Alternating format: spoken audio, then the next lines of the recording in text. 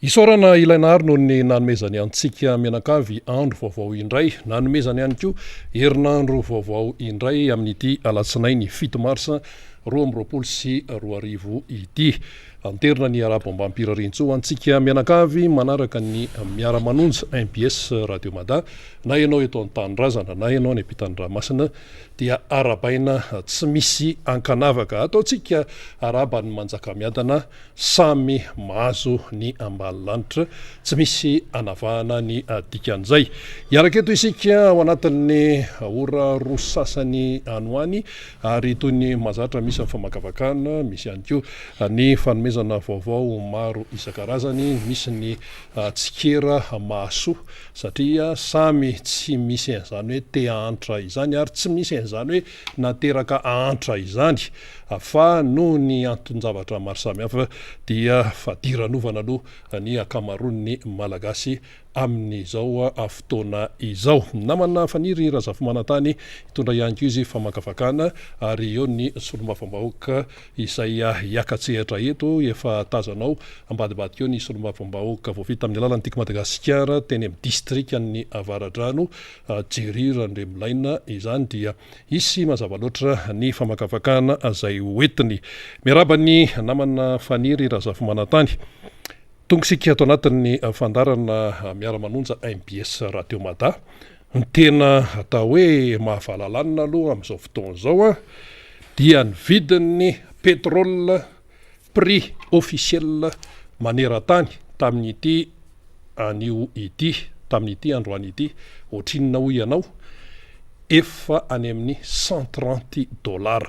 ny ray baril latsaka kely fotsiny, 129, kelikely fotsiny izany vidin'ny ray baril amin'ny pétrole izany, eo amin'ny tsena iraisam-pirenena io prix officiel io ary tena hoe midangana dia midangana izany vidin'ny ray baril izany. Dia hoy ny fanontaniana manao hoe dia ahoana zany tsy kity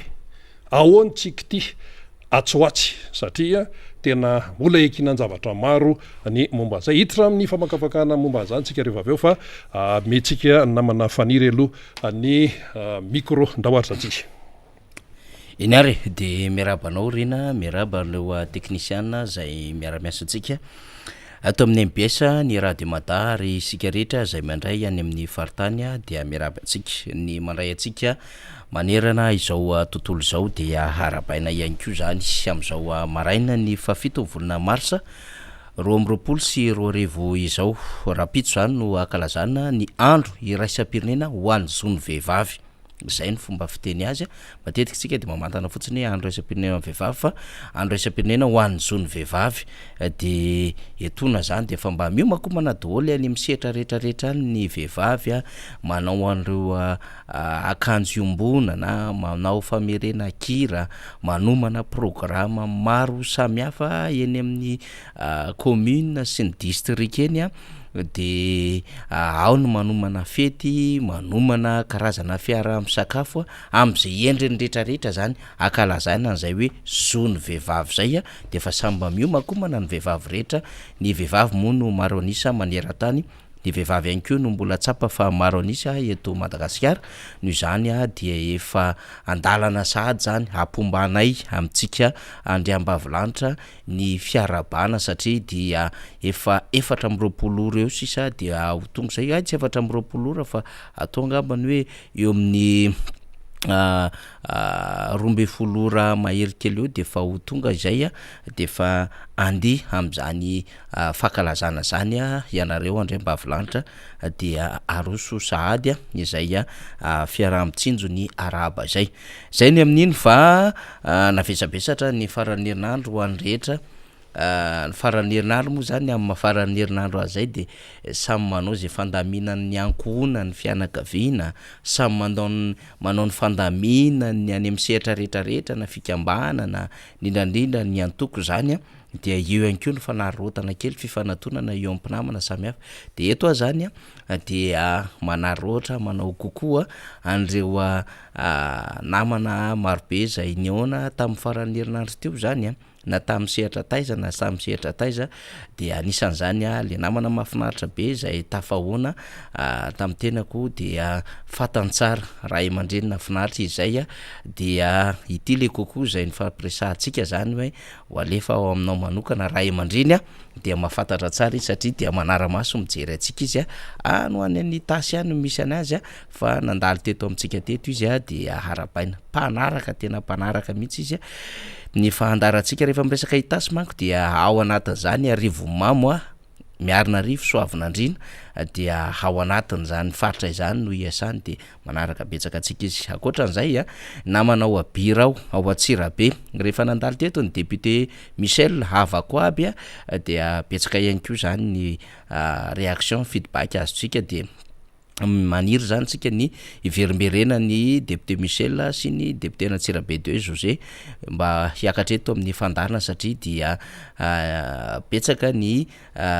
fisaorana betsaka ihany koa ny fiarahatsio zay azotsika ny vaovao koa tsara ho resahana zany satria dia betsaka ny zava-misy de anaovana kokoa satria betsaka taminareo miteny mba anaovy kokoa zay satria tena miaino anareo dia ho ana Atsirabe manokana zay ny arahaba finaritra mihitsy ho atsika rehetrarehetra any tanàna any naiza misy atsika atombotsika makaty Ambatolampy mandroso kely makaty Tany Fotsy mandeha kely aty Faratsio mandeha aty Atsirabe voalohany Atsirabe faharoa tonga aty Betafo tonga aty Mandoto tonga aty Manandona zany rehetrarehetra zany ao anatin'ny faritry Vakinakaratra de arabaina ho atsika rehetrarehetra any am'izay sehatra rehetra misy atsika any satria dia mpanaraka atsika izany akoatran'izay ny namana any amin'ny faritany dia anaovana ny kokoa sy arahaba avokoa zany satria dia mifandray atsika daholo ny namana any amin'ny faritany zany mahafinaritra ny fiarahantsika fa androany amin'ity alatsinainy ity de anomboka ho ampiasaintsika am'izay ilay fanontaniana faneho-kevitra fanontaniana zay mety manitikitika atsika amina lafin-javatra maro samihafa amin'ny fiainan'ny firenena amin'ny akabeany zany de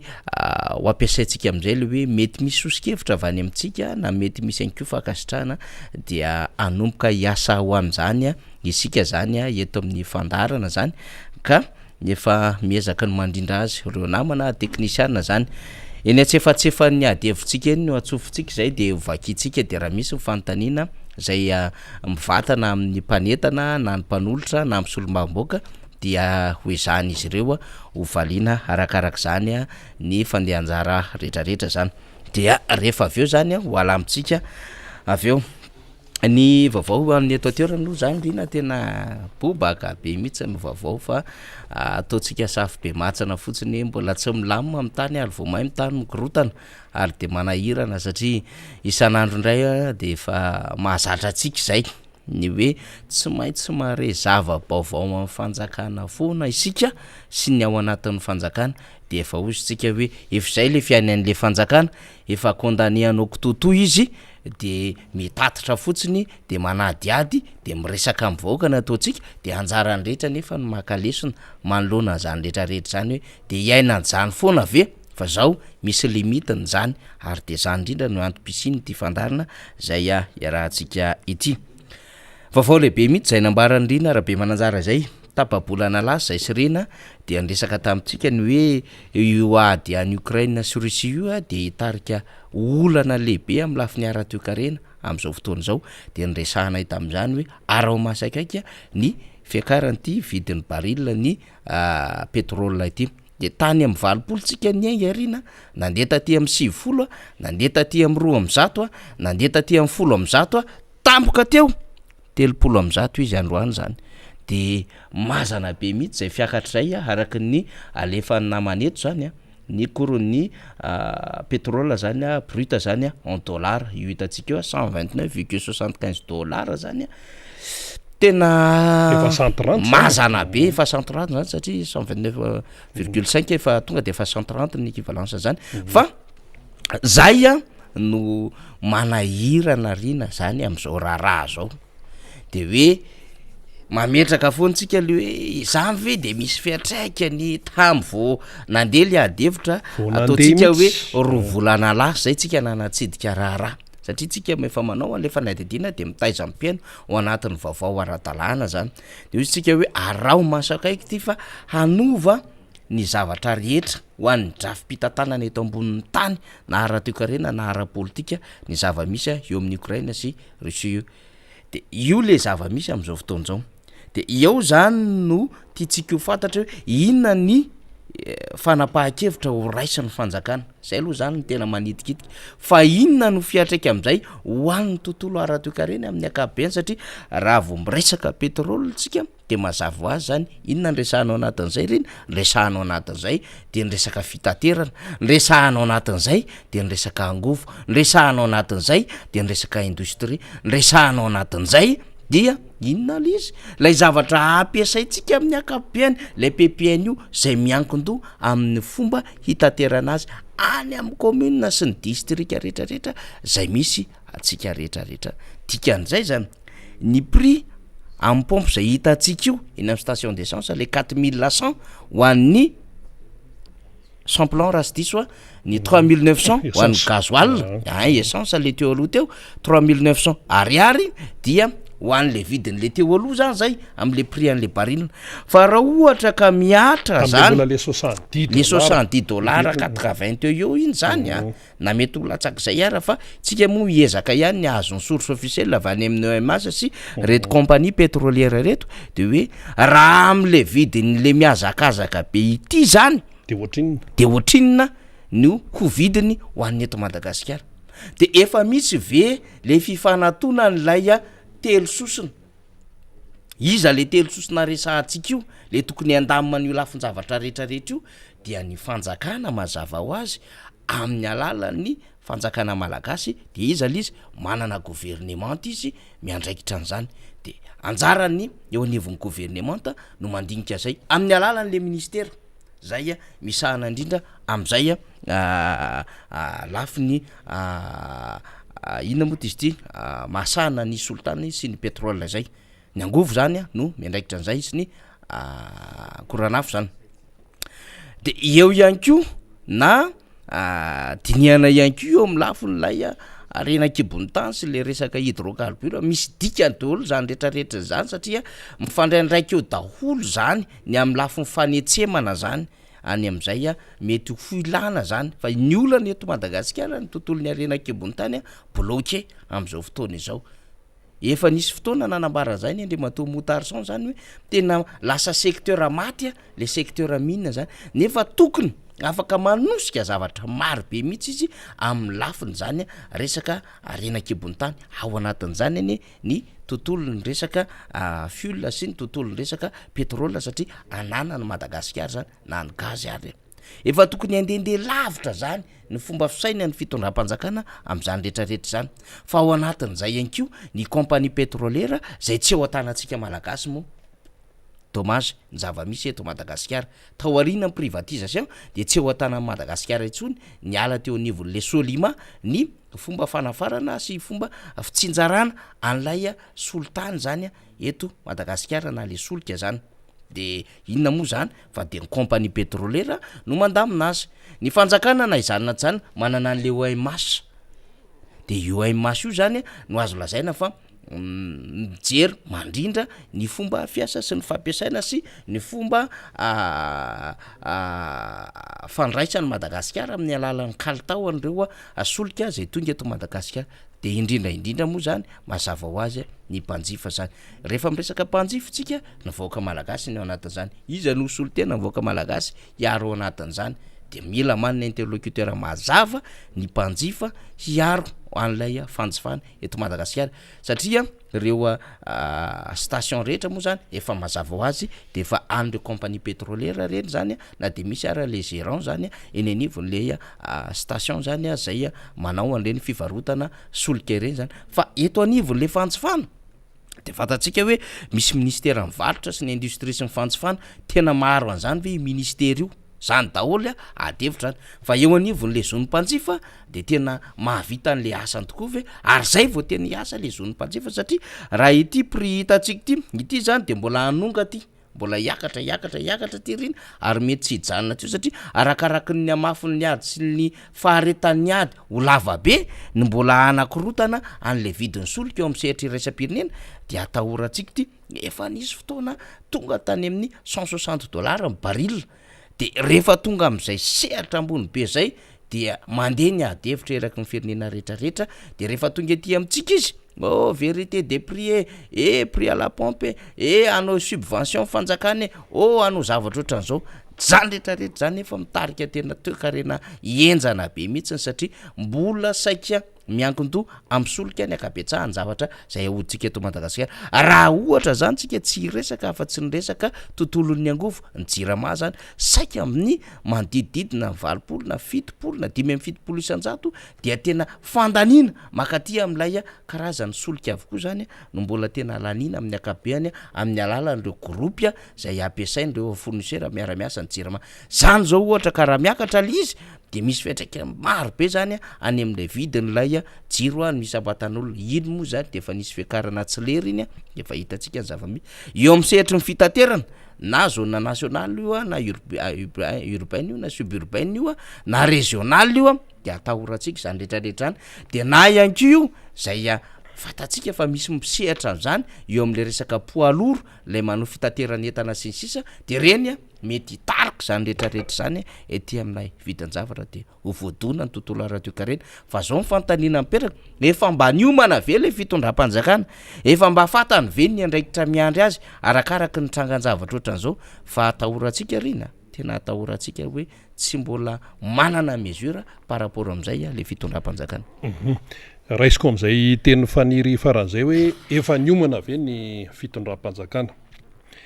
le raharaha ny aingatany Ukraine fifandona ny Ukraine Rosiana ny otanina koa tsy ambadikady zany hoe mifanenjana amin'ny Rosiana dia isika malagasy tamin'ny alalan'ny mpitondra atsika tany anivon'ny firenena mikambana aloha zany efa nazava iny fa hoe izay latsaka eo anelanelany eo zay fa anao nini zay sady tsy momba ny ato zay no tsy momba ny Rosiana de iny loha zany fanapakevitra diplomatika zany ny momba an'iny fanapakevitra ny mpitondra malagasy iny fanapakevitra ny mpitondra malagasy satria amin'ny resaka diplomasia moa zany dia tsara ho fatatsika hoe ny mpitondra amina firenena anankiray zany no ataontsika hoe manapa-kevitra amin'ireny sehatra iraisam-pirenena ireny zany satria ny mpitondra no solitenany lay vahoaka ao anatin'ilay firenena zay aloha zany de efa position ny Madagasikara zay ho avy mantsika ny amin'ny hoe ahoana zany ny fomba hiatrehan'ny Madagasikara nyty raha ty raha ampatsahivina fotsiny ty tena resaka hoe resaka ekônomia satria mantsy ny ekônomia zany ny toe-karena dia io no ankinan'ny NDP amin'ny zao tontolo zao io aloha ny hoe resaka firehana politika sy ny siasisika zay andeha anao kapitalista zay ndeha anao kapitalisma zay ndeha anao sosialisma zay ndeha anao azao zay ndeha an'zao iny resaka foto-kevitra iny fa ny toe-karena maneran-tany tompoko dia misy ifandraisany avokoa tsisy ain'izany hoe raha misy miketriketrika ny ato de ho afamainany aty tsisy ain'izany raha mbola eto amin'izao tontolo zao hitantsika tsara tamin'ireny hoe ady lehibe faharoa reny ny tany Alemaina sy tany Eropa no gidraka be de nisy fiatraikany maneran-tany ohatra fotsiny iny ka itony zany zao hoe tao anatin'ny herinandro mahery kely fotsiny dia tsy tanoanoa ny fiakaran'ny ray baril eo amin'ny tseny raisam-pirenena izany ampatsivitsika kely fotsiny zany fa tamin'ny 20 febroary zany 20 sy 20 teo de teo amin'ny $100 ny ray baril $100 mihoatra de voalohan'ny volana marsa teo dia $500 dia ny 2 marsa $370 ny ray baril io ny pitsoniny ny 3 marsa dia teo amin'ny $10 nidina kely io ary ndresahantsika teto fa ny pitsoniny indray ny 4 marsa 20 sy 20 zany hoe tamin'ny zoma teo zany dia tafakatra tany amin'ny $700 ny ray baril de ny alatsinainy anio 7 marsa 2024 dia le nambarantsika teo zany a manafisafy ny $30 ny ray baril izany eo amin'ny prix officiel io iraisam-pirenena. De ahoana ny rapitso, de ohatrinona raha afaka pitso, de ohatrinona amin'ny faran'ny herinandro ity, de ohatrinona amin'ny herinandro ambony, de ohatrinona amin'ny volana avril. Isika nefany tsy maintsy miatrika an'izay. Zany hoe le izy zany a gestion de crise internationale. Zay le fipetraky le rara gestion de crise internationale. Fa nahoana fipetraky n'le izy de zao, ny firenena tsirairay tompoko, ny firenena tsirairay eto ambonin'ny tany zay mbola hoe mampiasa an'io pétrole io amin'ny fanodinana ny toekareny dia tsy maintsy mijery ny fomba rehetra ny mpitondra ao anatin'ilay firenena ny amin'ny hoe fomba fitantanana tsy hahafaty ny vahoaka izay hoentiny. Be de be ny firenena eto ambonin'ny tany, fa rehefa mahita an'io zany zao dia maninona fa tsy maintsy mijery ilay mpitondra fanjakana ao anatin'ilay firenena hoe zao zany no fepetra raisina, zao satria maninona ny vahoaka no andriamanjaka ao amin'ilay firenena izany. Zay zany no fipetrak'ilay raharaha. Satria io zany tsy misy an'izany hoe rehefa mpitondra ianao de hoe tsy nampozina, ka io kosa ne tsy nampozina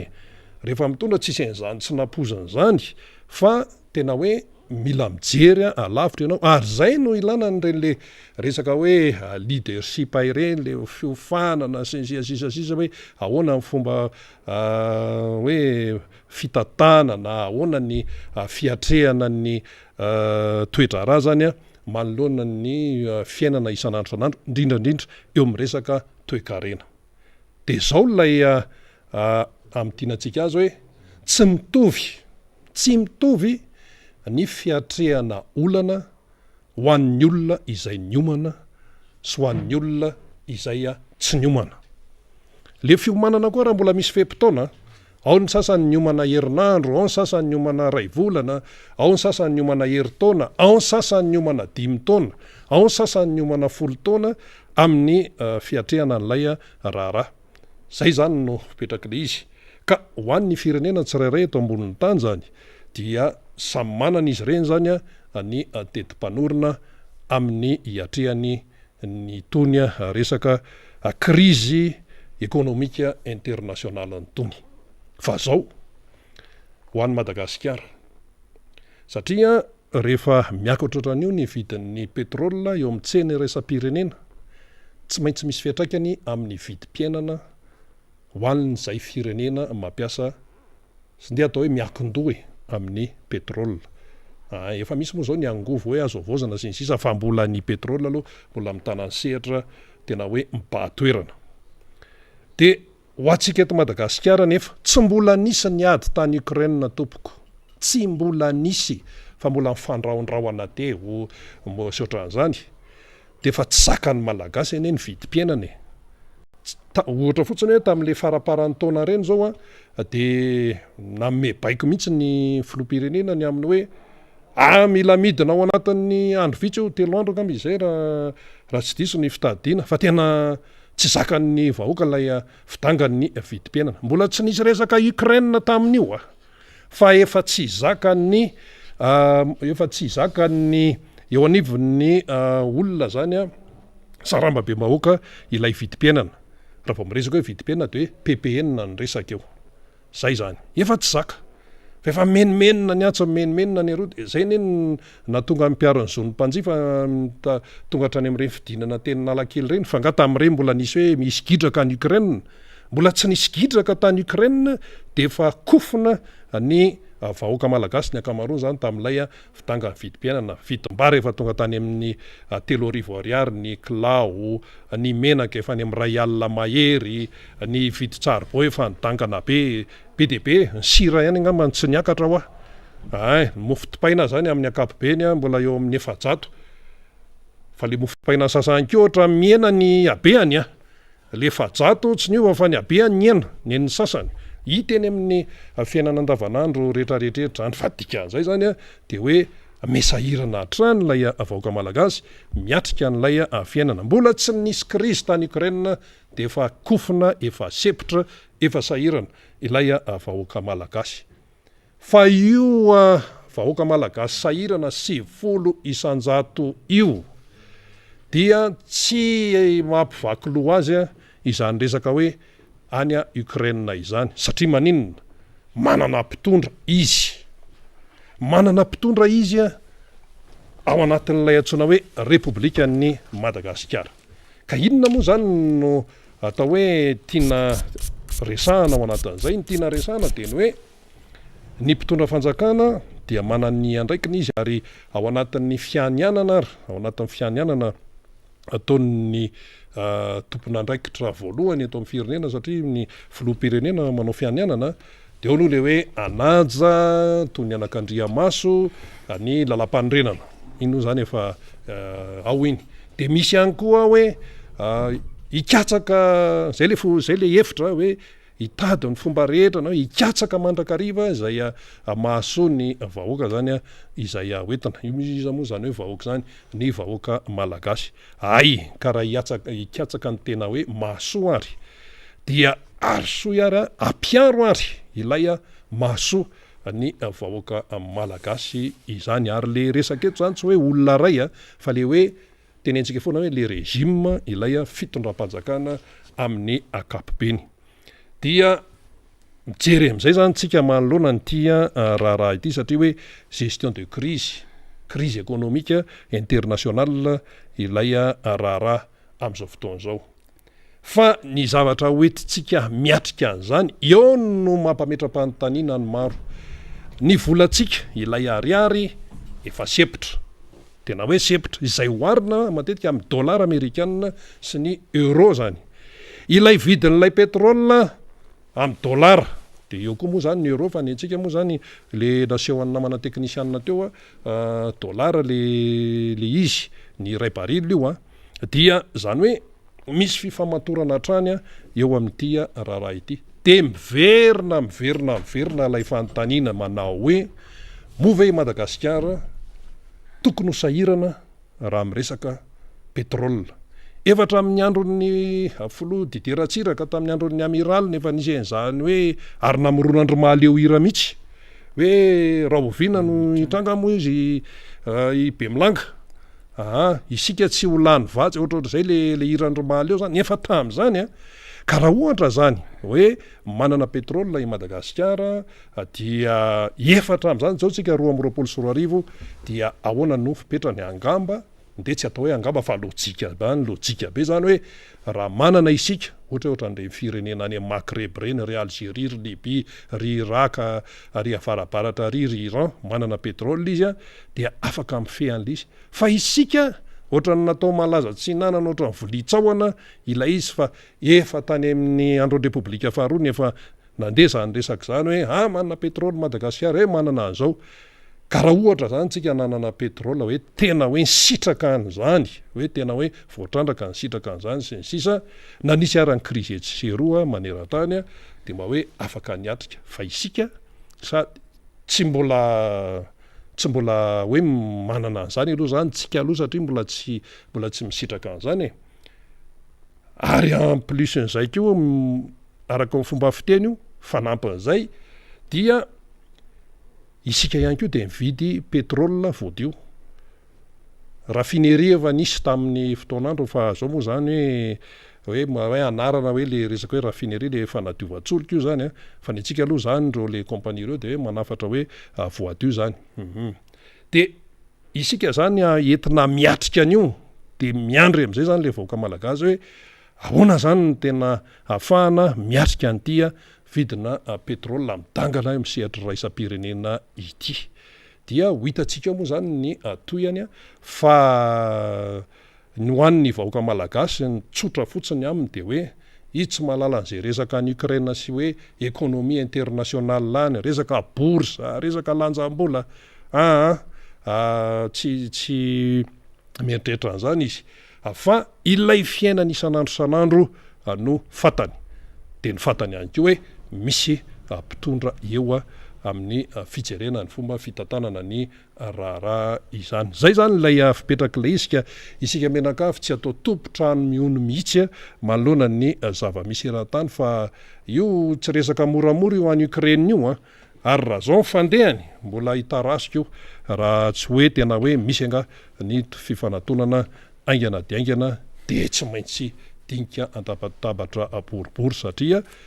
isika malagasy aloha aty alavitra aty fanazarana misy fiantraikany aty fa ny vahoaka rosianina ihany koa, ny any Eropa samy mizaka samy mitsakoka daholo, zay le fomba fiteny, samy mitsakoka daholo, na ny ao a Russie na ny any Eropa na États-Unis ry alavitra ry koa misy fiantraikany daholo ilay izany ka dia hitantsika ao ny otoyan'ny raharaha. Efa hitako eto ny député Jerry Randrebolaina voafidy tamin'ny alalan'ny Tiako Madagasikara tao amin'ny distrika Navaratrano. Alatsinainy ny andro député, miarabanao ary. Ya, miarabanao namana Rina ary miaraba ihany koa ny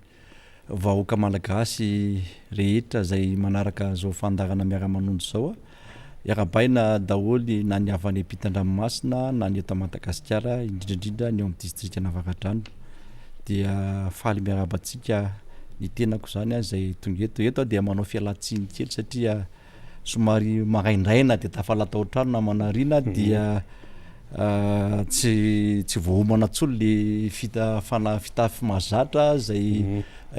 tafitsika eto miara-manonja, dia zay no ialako tsiny kely amin'ny mpijery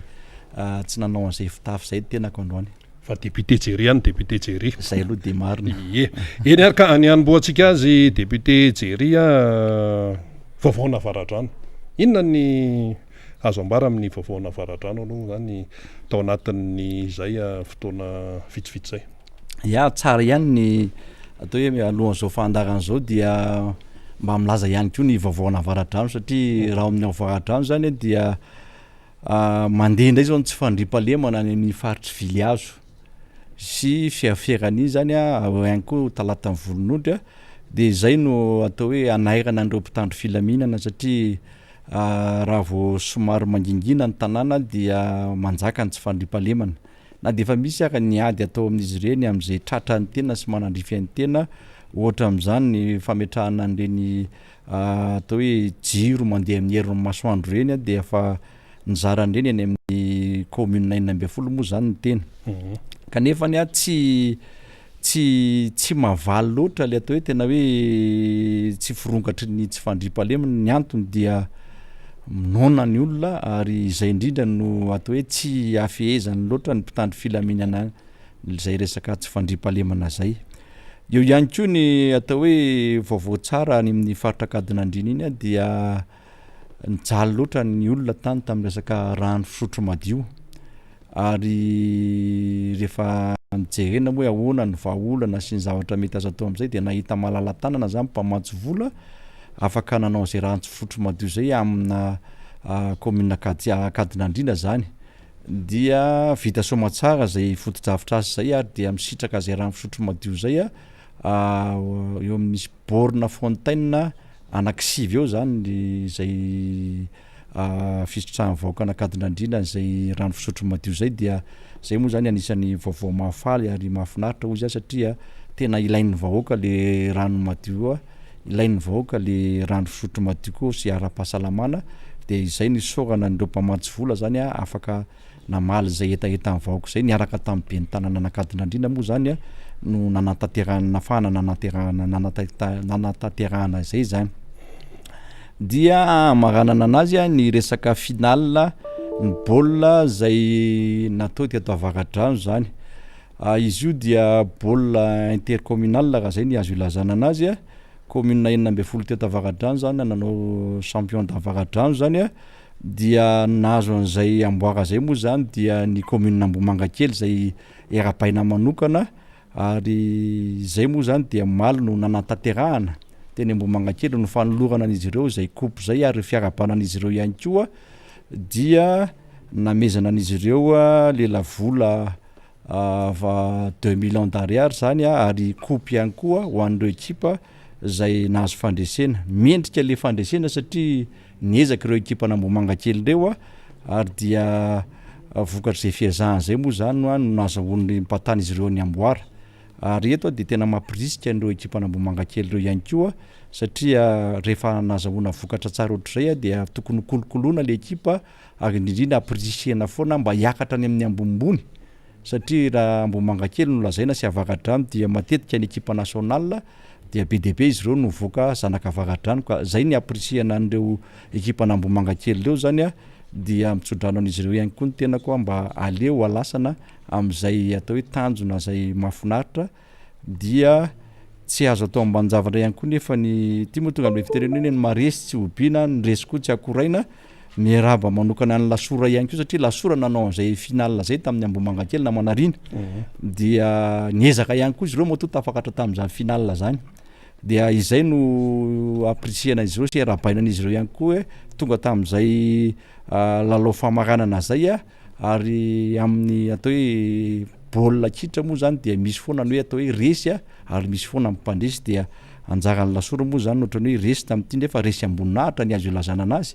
fa io moa zany na inona ataonao eo ihany koa no sitrapon'Andriamanitra ka dia akintsika amin'izay no avin'ireo ekipan'ny lasora ireo fa tena mahay koa le ekipan'ny lasora ary tena manakatao ihany zareo amin'izay atao hoe fahaizana sy fananana traikefa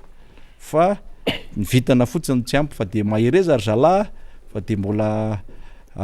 manetsa be mbola ho avy fa dia miomana sady amin'ny dingana manaraka indray zany raha zay atao hoe fikarakarana ny football ato amin'ny district Navaradrano zay fa dia zay ngamba ny amaranako ny vaovao Navaradrano namana Rindra be mananjara ka ilaina mihitsy mahafantatra an'izay ny resaka tanora teo ny député Jerry Randremilaina resaka baolina kitra zany manana amin'ny maizy azy ny Navaradrano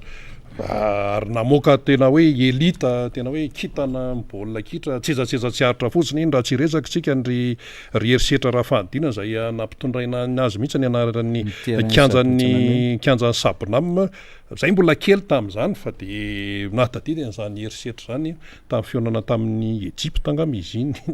tao Mahamasina tamin'ireny fotoana ireny ka zava-dehibe ny fikarakarana ny tanora ohatran'izay fa dia irina ny itoizany fa ny manaraka député Jerry ahoana ny fahitanao an'ity resaka solika $130 ny vidin'ny ray baril androany eo amin'ny sehatra iraisam-pirenena ity raha vao miresaka an'izay dia efa fitaterana ny ao an-tsaina vidim-piainana ny ao an-tsaina ohatran'ny tena mahavalalana izy ahoana ny atrehantsika an'izany raha mba hoe ny fahitanao azy fotsiny ianao io moa zany tsy atao hoe tsy miankina amintsika malagasy kanefa na izany naty zany na manarina dia tsy maintsy hizaka ny vokany io tsika ny tianambary eto zany dia amin'ny zavatra ohatran'izao dia mila miomana ary mila mijery solution sahady fanjakana zao ve vao iomana sa ahoana ny fahitany amin'ny zavatra zay aloha tsy fantatra rehefa miomana ve sa mbola vao iomana fa raha ny fahitana anazy aloha dia miova miakatra isan'andro ty vidin'ny baril ity any ivelany any zany ary androany moa fa nilezanao teo fa miakatra hatrany amin'ny $300 zao ny ray baril ka mifetraika an'izay aty amintsika dia tena hoenjana raha ny fahalalako anazy ny antony dia raha ny zavatra misy eto amintsika sy ny fiaina amin'ny malagasy amin'izao fotoana zao dia efa atao hoe tsy voavaha ny fanjakana ny olana misy eto satria raha ny zavatra misy eto dia ny eo tsy vita ny eo tonga ny eo tsy vita ny eo tsonga ka zany retraketra zany dia azo lazaina foana hoe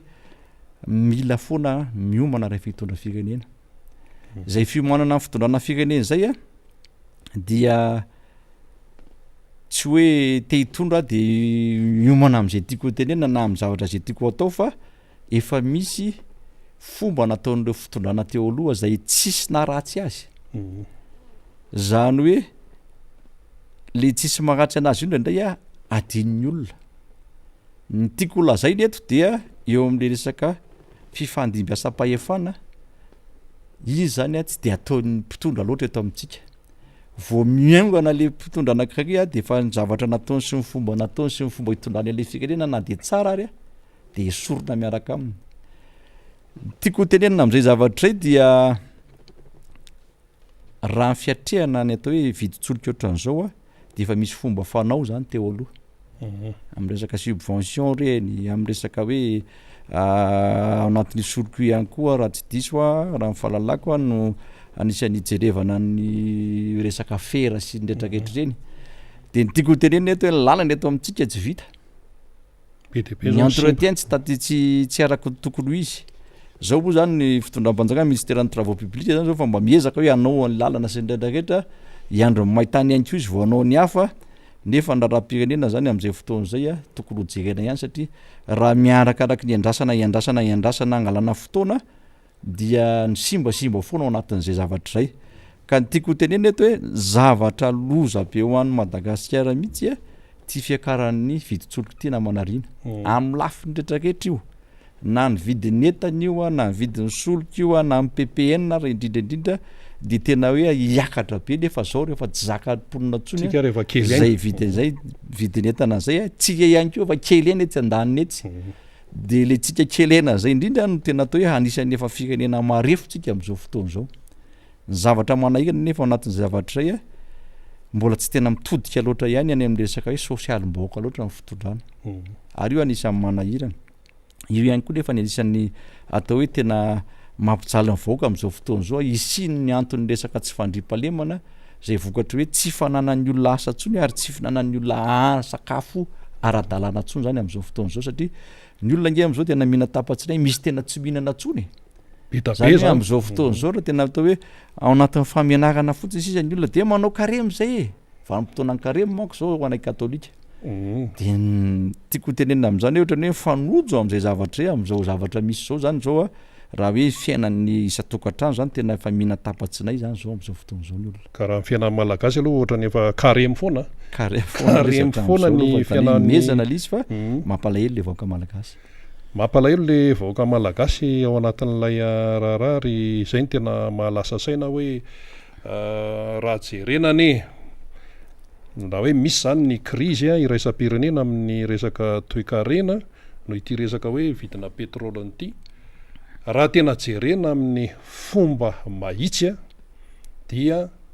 hoe misy fiatraikany maneran-tany le izy farana andeha araky ny tokony ho izy ny fanajana fahamarinana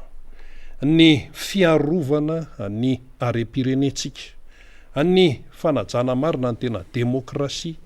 ny tena atao hoe tena tsy fisina alatra amin'ny lafiny isan-karazany eto amin'ity firenen'ity dia atao hoe malagasy manana ny ampy fa tsika efa betsaka ny zavatra gabraraka tonga ny atao hoe ny resaka voajanahary cyclone sy ny namany tsika mbola ao anaty vanim-potoana ny cyclone zao mbola tsy fantatra indray zay hotoy an'io dia tonga ndraiky ny crise international amin'ny resaka toe-karena de tena sepitra ilay Madagasikara raha ny fandiniana aloha zany nataon'ny manampaizana raha toe-karena maneran-tany amin'ity resaka vidintsoloka ity dia sarotra ny inona hoe ao anatin'ny herinandro dia any amin'ny $130 tonga de ilatsaka any amin'ny $70 zay nefa mety amintsika raha ny toe-karena eto Madagasikara de zay mety amintsika hoe ao anatin'ny andro vitsy tonga de aleo hidina any amin'ny $60 any io fa zany ve raha zava-misy eran-tany tsy misy resaka hoe ambadika politika zany fa resaka hoe tena hoe fijerena ny lafiny lojika fotsiny zany eo amin'ity resaka vidina petrôly nyity zany aloha de tsy isy ato anatin'ny andro maramaro hoe tonga de hitotongana any amin'ny $60 ny ray baril raha amin'izy zao $130 zao fa ny fiakarany io zany mbola hitan'ny manampaizana mety tsy hoe mety fa mizotra makany ilay izy député Jerry Randrembilaina fahitanao izay ilay resaka hoe tontolo toe-karena sy ny famatorany amin'ny resaka tontolo politika satria raha ny zavatra misy zany zao ny eto amintsika efa misy krizy anatiny eto krizy anatiny eo amin'ny samy ao anatin'ny fitondranao dia misy krizy eto eo amin'ny resaka ty le hoe resaka fifidianany ity refonty sinsisa misy krizy eto amin'ny resaka hoe tsy fanajana lalam-panorenana misy krizy eto eo amin'ny tontolony hoe tsy fifampitokisana ao anatin'ilay raharaha ary izay rehetrarehetra zay no tiako hoe mba anehoanao hevitra kely hoe efa misy krizy anatintsika am'izao fotoana zao tia indray ny krizy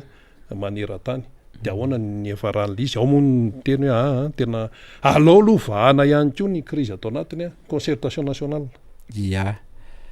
raha ny zavatra misy aloha am'izao fotoana zao zany de mampetram-panontaniana ihany satria raha ny ao avaradrano zany zao amin'ny commune Kadikely dia mandeha be io fanoloana sefoko tany io am'izao tena tsy teny hoe Belanitra, Ambohibe Ilafy, Ambohitrarahaba, Antanandrano de tsy haiko koa le anankiray teo tsy tadidika Antananarivo koa raha misy de am'izao fotoana zao koa misy changement hafahafa mandeha any inona ntsika le ohatra hoe mahatonga an'izy hafahafa dia atao hoe zareo samy zareo ihany no manao an'izy fa tsy le tena tompona andraikitra ny vofoko tany de raha amin'iny faritra Andronomy be zao dia misy fanisana atao hoe firy zany ny trano ao anatin'ny fokotany anankiray de vaovao iengo vo tamin'ny herinandro fakomaly zao de tamin'ny azoma de hoe raha mitetiny eo amin'ny arivo tafo eo zany sa valonjato izay ny atao hoe isan'ny trano eo Andronomy be eo zany trano misy lohatrano trano misy lohatrano zany de am'le lista ataondry zareo any fa x2 zay zany hoe nisan'ny tokantrano fotsiny zany fa tsy isan'ny olona ao anatiny zany hoe efa ahitana takatra zavatra hafahafa zany zay zavatra zay ary zay mety andeha amina commune maromaro ihany koa zay fa mila raha maso tsara zany de mila jegena tsara zay trangany zavatra zay tsy sanatria milaza zavatra tsy marina amin'ny tena fa manadiady ny tena alohan'ny tenenana an'izany ety amin'itony hainao manjery tony zany ary zavatra misy zay zavatra zay ka ny zavatra misy zany de raha vao hitan'zareo mihitsy misy mamofopofona mpanohatra aniny atao hoe tompona andraikitra foko tany dia reny zany nefa hoasorony daoly am'izao fotoana zao zay zany ny zavatra misy zany eo ihany zany nefa ahitana an'le hoe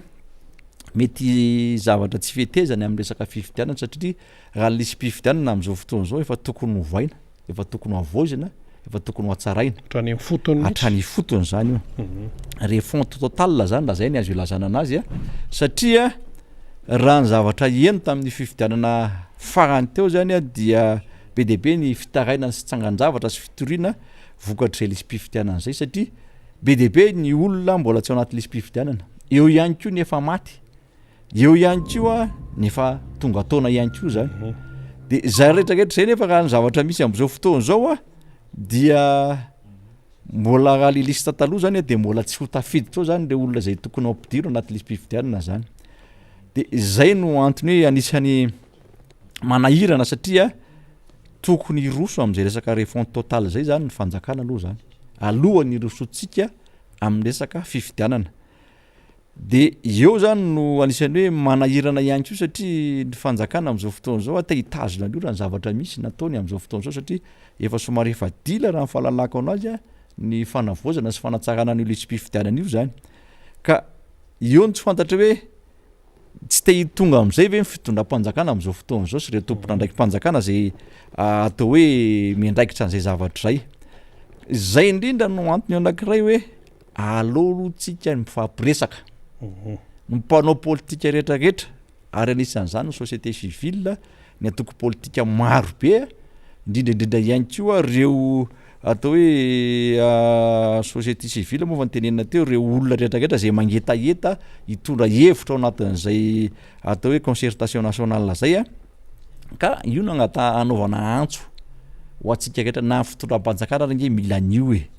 ilain'ny fitondram-panjakana io mba ahafahany hoe miatrika fifidianana madio miatrika fifidianana mangarahara mba tsy isina tsoa zany hoe fitoriana zay tsy manaiky valim-pifidianana sy nrehetrarehetra satria rehefa mifampiresaka amin'io fotoana io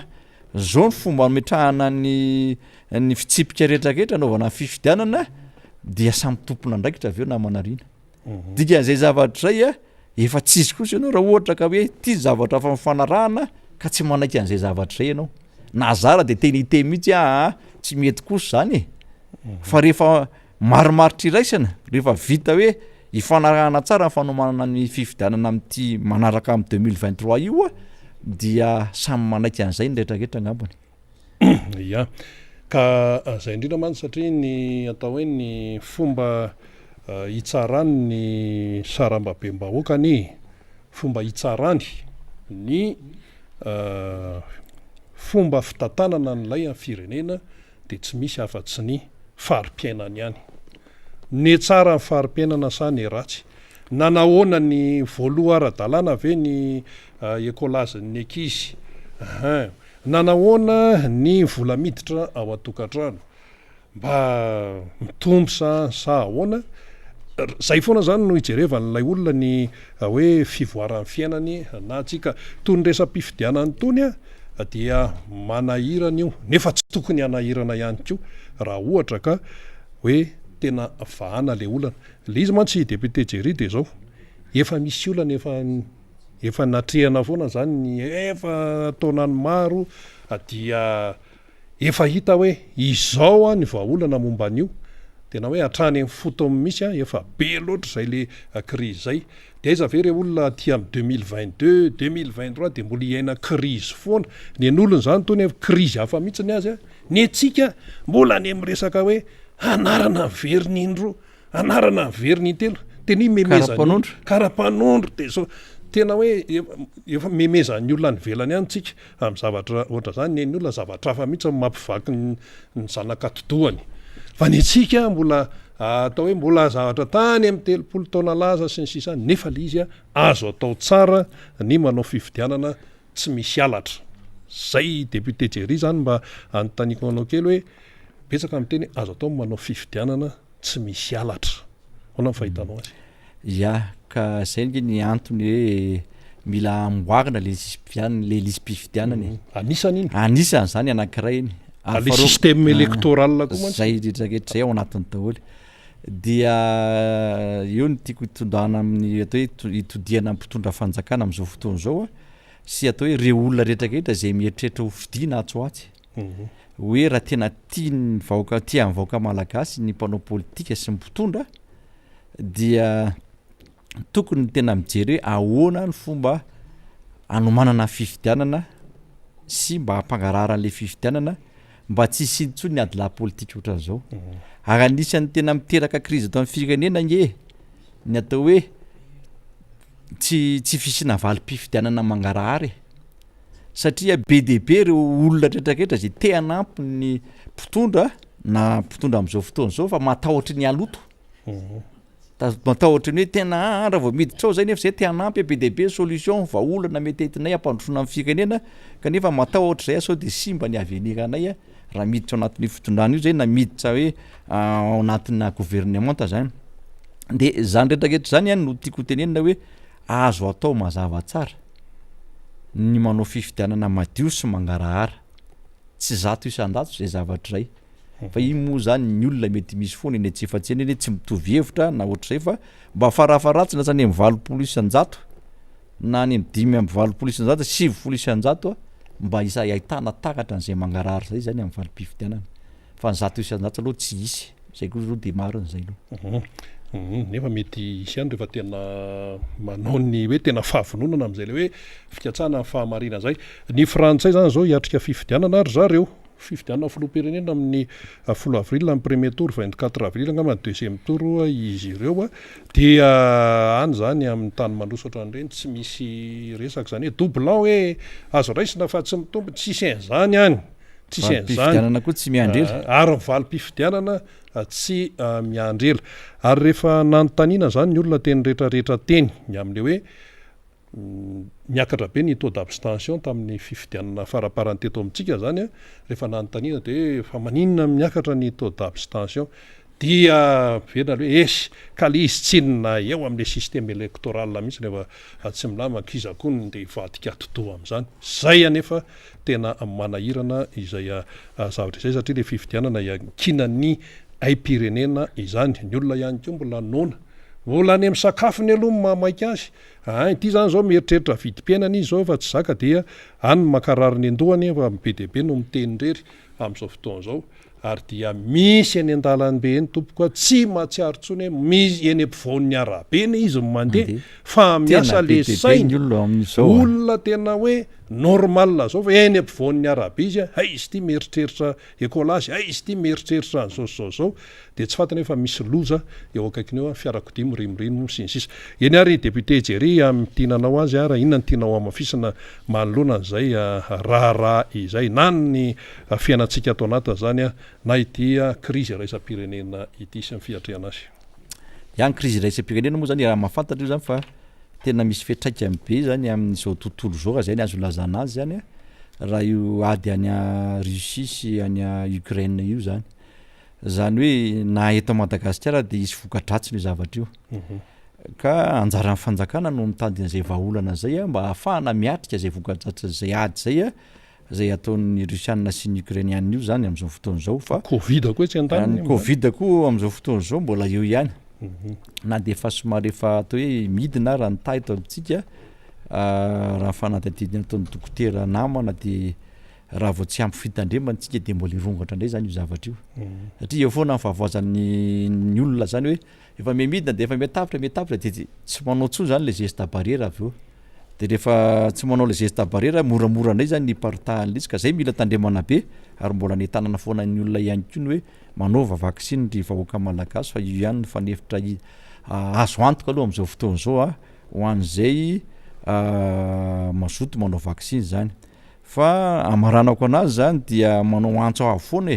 am'ty resaka concertation nationale ty zany satria io zany ny vahaolana ahafahantsika miroso any amin'ny fifidianana amin'ny 2023 fa raha vao tsy roso am'izay tsika hoe anao an'io fikonan-doha io dia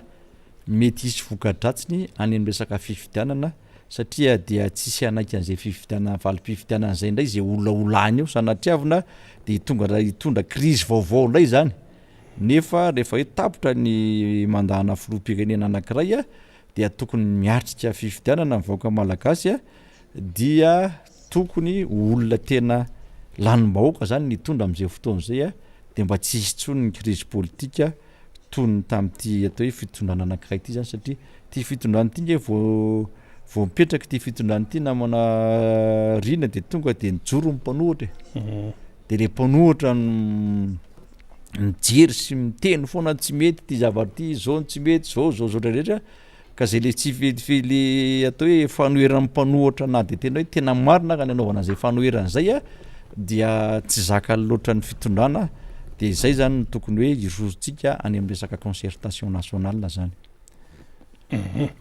eny ary isaorantsika député Jerry Randrebolaina zay voafity moa tamin'ny alalany tiako Madagasikara tao amin'ny distriktan'ny Avaradrano nitondran'izay famakafakana sy fanazavana izay ambava homana ampo mieritreritra ary isika mianakavy dia samy mandray izahay eto tsy manery mihitsy zay le hoe miara-manonja MBS Radio Mada zay tsy hoe manery anao zany ka hoe tsy maintsy zao na tsy maintsy zao ka hoe aneo hevitra de hoe anao aneo hevitra hoe botolo fotsiny de hoe itiano izy de hoe hitompo teny fantatra am'izay olombelona daholo tsika rehetrarehetra fa zao ilay fanazavana no aleva amintsika de anjaratsika no mamakafaka tsara hoe ahoana tokoa moa zany no fandehan zany raharaha izany iny zany zao mipotry toyn'le hoe miakatra be ny vidin'ny pétrole amin'ny sehatra raisam-pirenena dia alefa ilay zava-misy zany dia anjaratsika no misaitsaina tsara an'izay rehetrarehetra zay fanapinan'ny zay tompona ndraikitra isanisan'ny tokoany ny filazana ny toejavatra ohatran'izany fa tsy hoe famendry fendrona akory tsy izay mihitsy tsy hoe famendry fendrona fa ny fahafantaranao zany ny zava-misy de manampy anao be debe amin'ny fanapaha-kevitra izay horaisina ka mialoha ny idirany namana faniry indray de ity mba misy fanamariana kely hoentina amintsika satria izy ity zany dia atao hoe mba hoe bagazy na fahalalana izay noratovina tamin'ny ireny hoe fiofanana momba ny resaka leadership ireny izany ary dia hoentina amintsika rehefa avy eo fa mbola tsy nanao veloma ny député Jerry Randrebolaina mbola nijery document kely tao izy dia eto ary izy no tena amarana azy am'izay ndao ary dia zay moa ny atao hoe anjara fitenenako zany eto amin'ny miara-manonja fa dia mametraka ny mandra-peo na mandrapitafa amin'ny tsika rehetra zay nanaka zao fandaran'zao ndre ny tena koa mametraka zay mandra-peon'zay ary samy hotain'andriamanitra tompoka iny ary izy ko moa mbola maro ny didy amanandraikitra tsy maintsy zanona ka dia omendalana zany a debité jery randre milaina fa araka ny nambarantsika teo a eo amin'ny resaka hoe faiza mitatana izay satria amin'ny vanim-potoana tahaka an'izao ny tena ilana an'izany dia misy hoa mba zaraina amintsika hoe mba hoe bagazy kely zany a hoe hoentina amintsika manoloana n'izay a raharaha izay rehefa hoe mpitarika ianao zany na hoe ianao zany ny ery amin'ny lohany ery dia anisan'ny manampy be dehibe aloha zany melohany andraisanao an'ilay andraikitra de zao mila fatarinao aloha ny mombamomba an'ilay sehatra izay iasanao zany mila fatarinao ihany ko ny historika tany aloha tany hoe inona ny zavatra anseho inona ny zavatra anseho mila fatarinao ihany ko raha hoe miresaka hoe mitondra olona ianao zany a mitondra hoe mitatana olona fotsiny am'zao mbola tsy de tena miditra amin'ny hoe resaka teknika mila fatarinao hoe manahoana ireto olona izay atariako reto manahoana ireto olona tariako reto manahoana ny toetrany manahoana ny fombany inona ny zavatra tiany inona ny zavatra tsy tiany fatarinao tena ezahana tena hoe hatrany am'izay farany be indrindra ny momba an'ireo olona izay atarianao zany de momba n'lay toerana izay isy ianao ihany ko de fatarinao ilay izy manampy be dehibe zany fa tsy hoe atao aloha zay atongavany eo fa rehefa avy eo rehefa eo mahita zay atao eo e eo am-pandrasana mahita ny atiny amin'ny fitatana firenena tompoka tsy mitombony io tsy mitombony hoe eo am-pandrasana mahita ny atiny io tsy mitombona mihitsy satria raha vao hoe marina hoe zany dia fiteny efa nandritra ny fotoana maro be tany aloha tany nalalantsika n'zany hoe eo am-pandrasana mahita ny atiny ka raha firenena am'izao krizina petrolina zao no ataona hoe eo am-pandrasana mahita ny atiny a dia sahirana eo anao zany fa tsy maintsy eo ny fiomanana aloha eo zay ary eo ihany ko ny fahalalanao zany a an'ilay sehatra izay misy ianao ohatra mpanao baolina hoe raha ohatra ave zao ny ekipa malagasy eo na mibaherina na eo na amin'ny Real de Madrid na eo na amin'ny Barça na eo na amin'ny Juventus de tonga de andeha fotsiny am'izao hoe eo am-pandrasana mahita ny atiny fa eo ambony kianja mahita azy tsia sahirana eo anao fa alainao daholo aloha ny information rehetrarehetra ahafahanao zany hoe zao zany nanaovana nytia raharaha ity fa raha izao zavatra iainan'ny malagasy zao zany de fa hita hoe voka-javatra lay izy voka-javatra satria maninona satria ilay fiomanana tsy tena ao mipotra ny antsa mipotra atsy de lasa mikoropaka am'izay korpahana dia manjary tsy mandeha araka ny tokony izy ka inona ny vokany dia io firenena malagasy tsy mety tafavoaka io any amin'ny moinsety ny fiakaran'ny arikarena izany zay zany ny tena fandehany ty raharaha ty ary nisy ny teny moa hoe tena ho sahirana zay mpitondra ny erinany zay mpitondra ho avy zany satria tena ahoana ny fomba narenana nyty fahavoazany reto Madagasikara ty am'izao fotoana zao akoatra ny fahasahiranam-bahoaka ny hoe vizantsika eo am'resaka toe-karena fa ny toe-tsaina ihany ko de potika tenena foana hoe resaka toe-tsaina io hoe resaka toe-tsaina io potika ny toe-tsaina ka ahoana ny fomba anarenana an'izay toe-tsaina zay anisan'ny anarenana an'izay aloha voalohany indrindra dia io malagasy io dia mila misy olona manome modely izay le toe-tsaina ny vahoaka malagasy zay rehefa ny ery ampitarika ery no manome modely tsara ho an'ny rehetrarehetra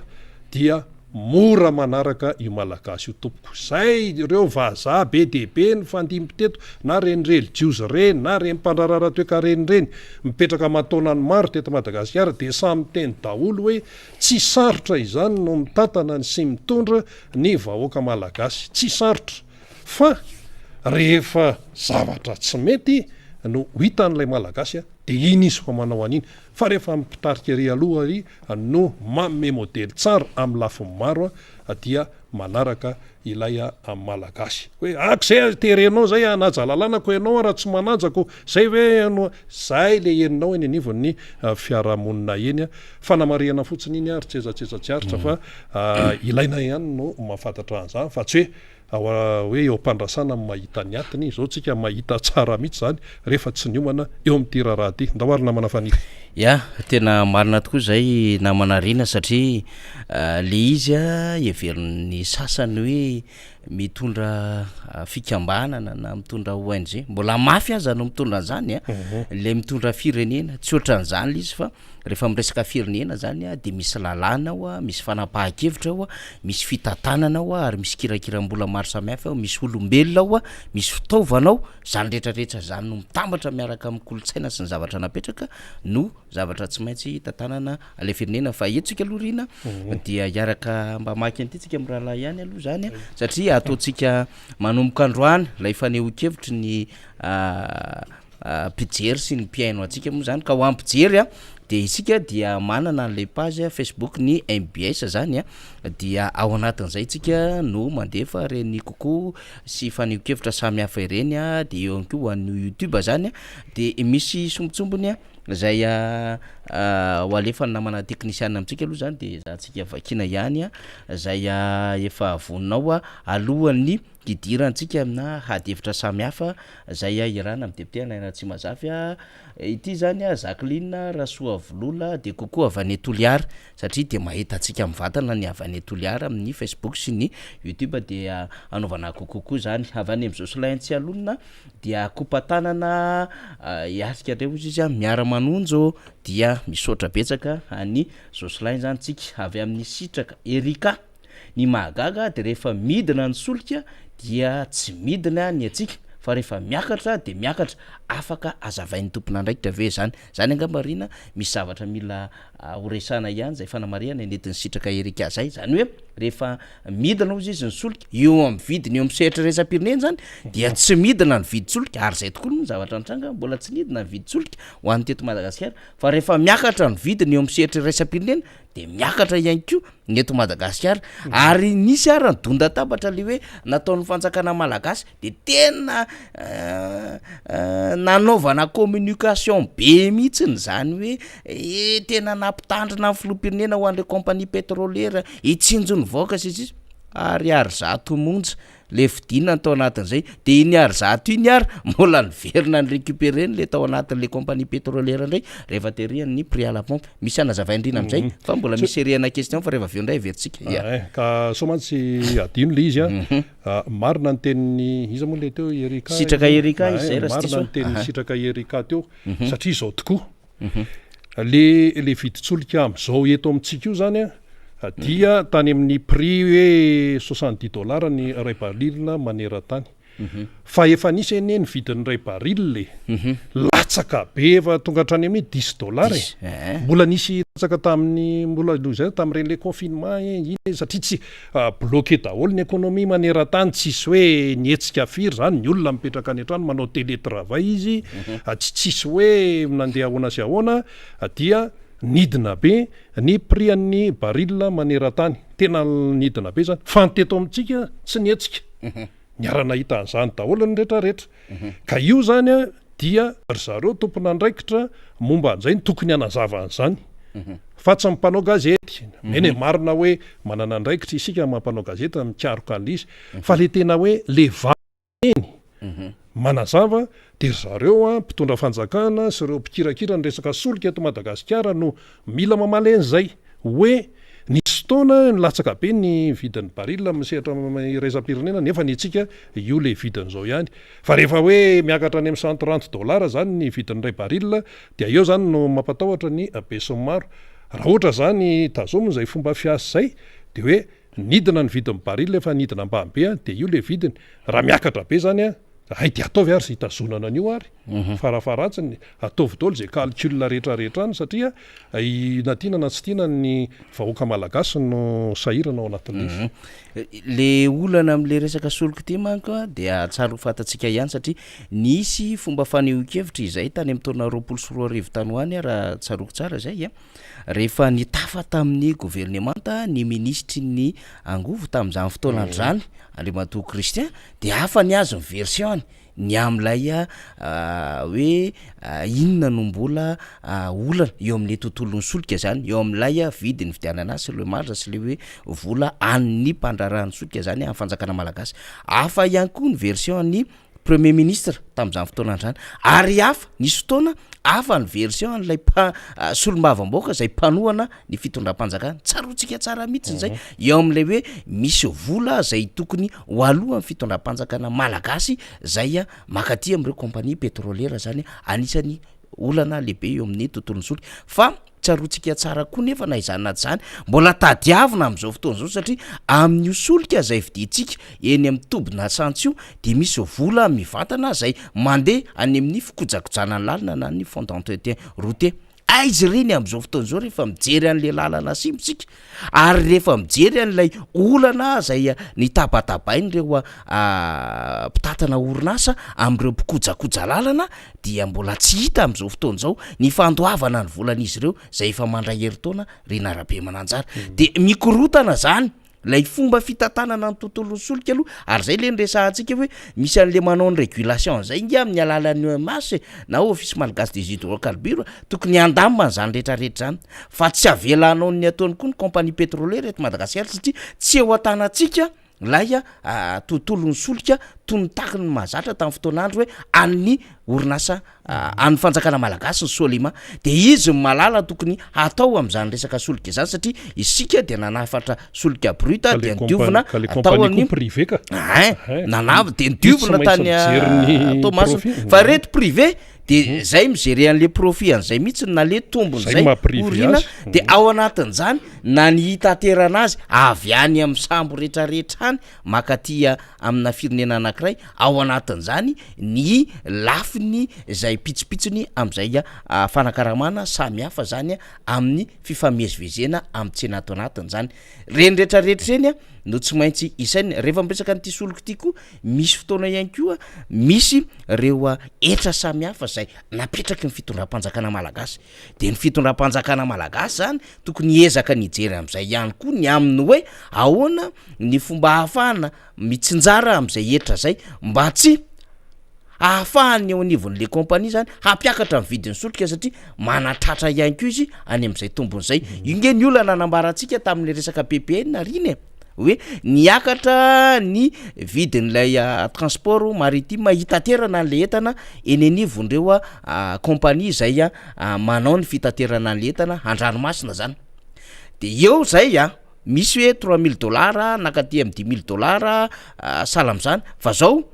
iny resaka conteneur fa zao itsika de mahafantatra tsara fa maro be ireo etra amin'ny alalan'ny fahadiseranana zay nalaina zany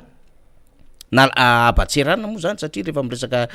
taxe atsika de zay de rehefa miresaka douane de faditserana de nalaina zany any am'ireo mpandrarah reo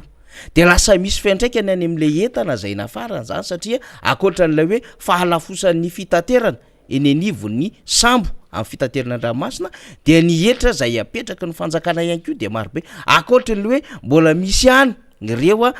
fanadiadiana zany efa nisy fotoana nitondra an'izany tsika hoe misy servisy zay mandinika amin'io lafiny etra samy hafa io amin'ny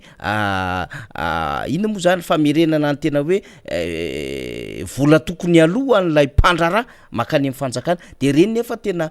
ambony sy midangana be reny de lasa récupérer le izy ety am'le vahoaka le satria milalan'iny koa rehefa mandeha ny fitaterana rehefa avy eo avy any Thomas na ohatra makaty Antananarivo na avany Mahajanga makaty Antananarivo na avany Toliary makaty Antananarivo de reny rehetrarehetra reny tsy maintsy jerevan'le mpandrarah reny de atambany ao anatin'ilay vola zay mba tsy ahafahanty antoka azy fa mba hisy tombom-barotra ao anatin'ilay hoe kajy tany amin'ny garaboly zany lina misy hoe masoka reny fahaty antoka tombom-barotra de amin'ny calcul le tombom-barotra lay mpandrarah de rehefa amin'ny calcul izy am'izay fotoana zay de iny aty am'le vahoaka madinika ny récupérer lay tombom-barotra ho an'le mpandrara ohatra ny olona mijirama ihany ko zany rehetrarehetra rehefa mitaky ny volany le fournisseur zay mamatsy ny solika ny 9 ny solika ahodina anaviny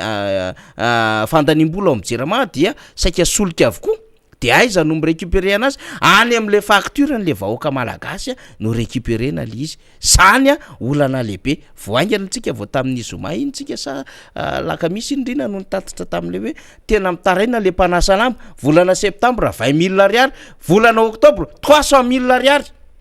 volana novembre 80 000 ariary de aiza ny ahitako an'ity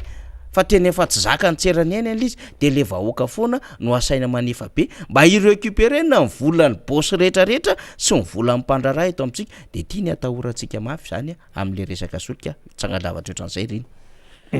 ya izy mansa tena manahirana anton'izy eo le fitoram-panjakana de eto le compagnie pétrolière privé reo fanjakana ato eo am'le vis-à-vis amin'ny fanjakana sy le vahoaka hoentina le vahoaka zany efa miandry fotsiny hoe ahoanary nataonareo fa nareo fanjakana nyfantatray satria ny fanjakana no mitatana ny firenena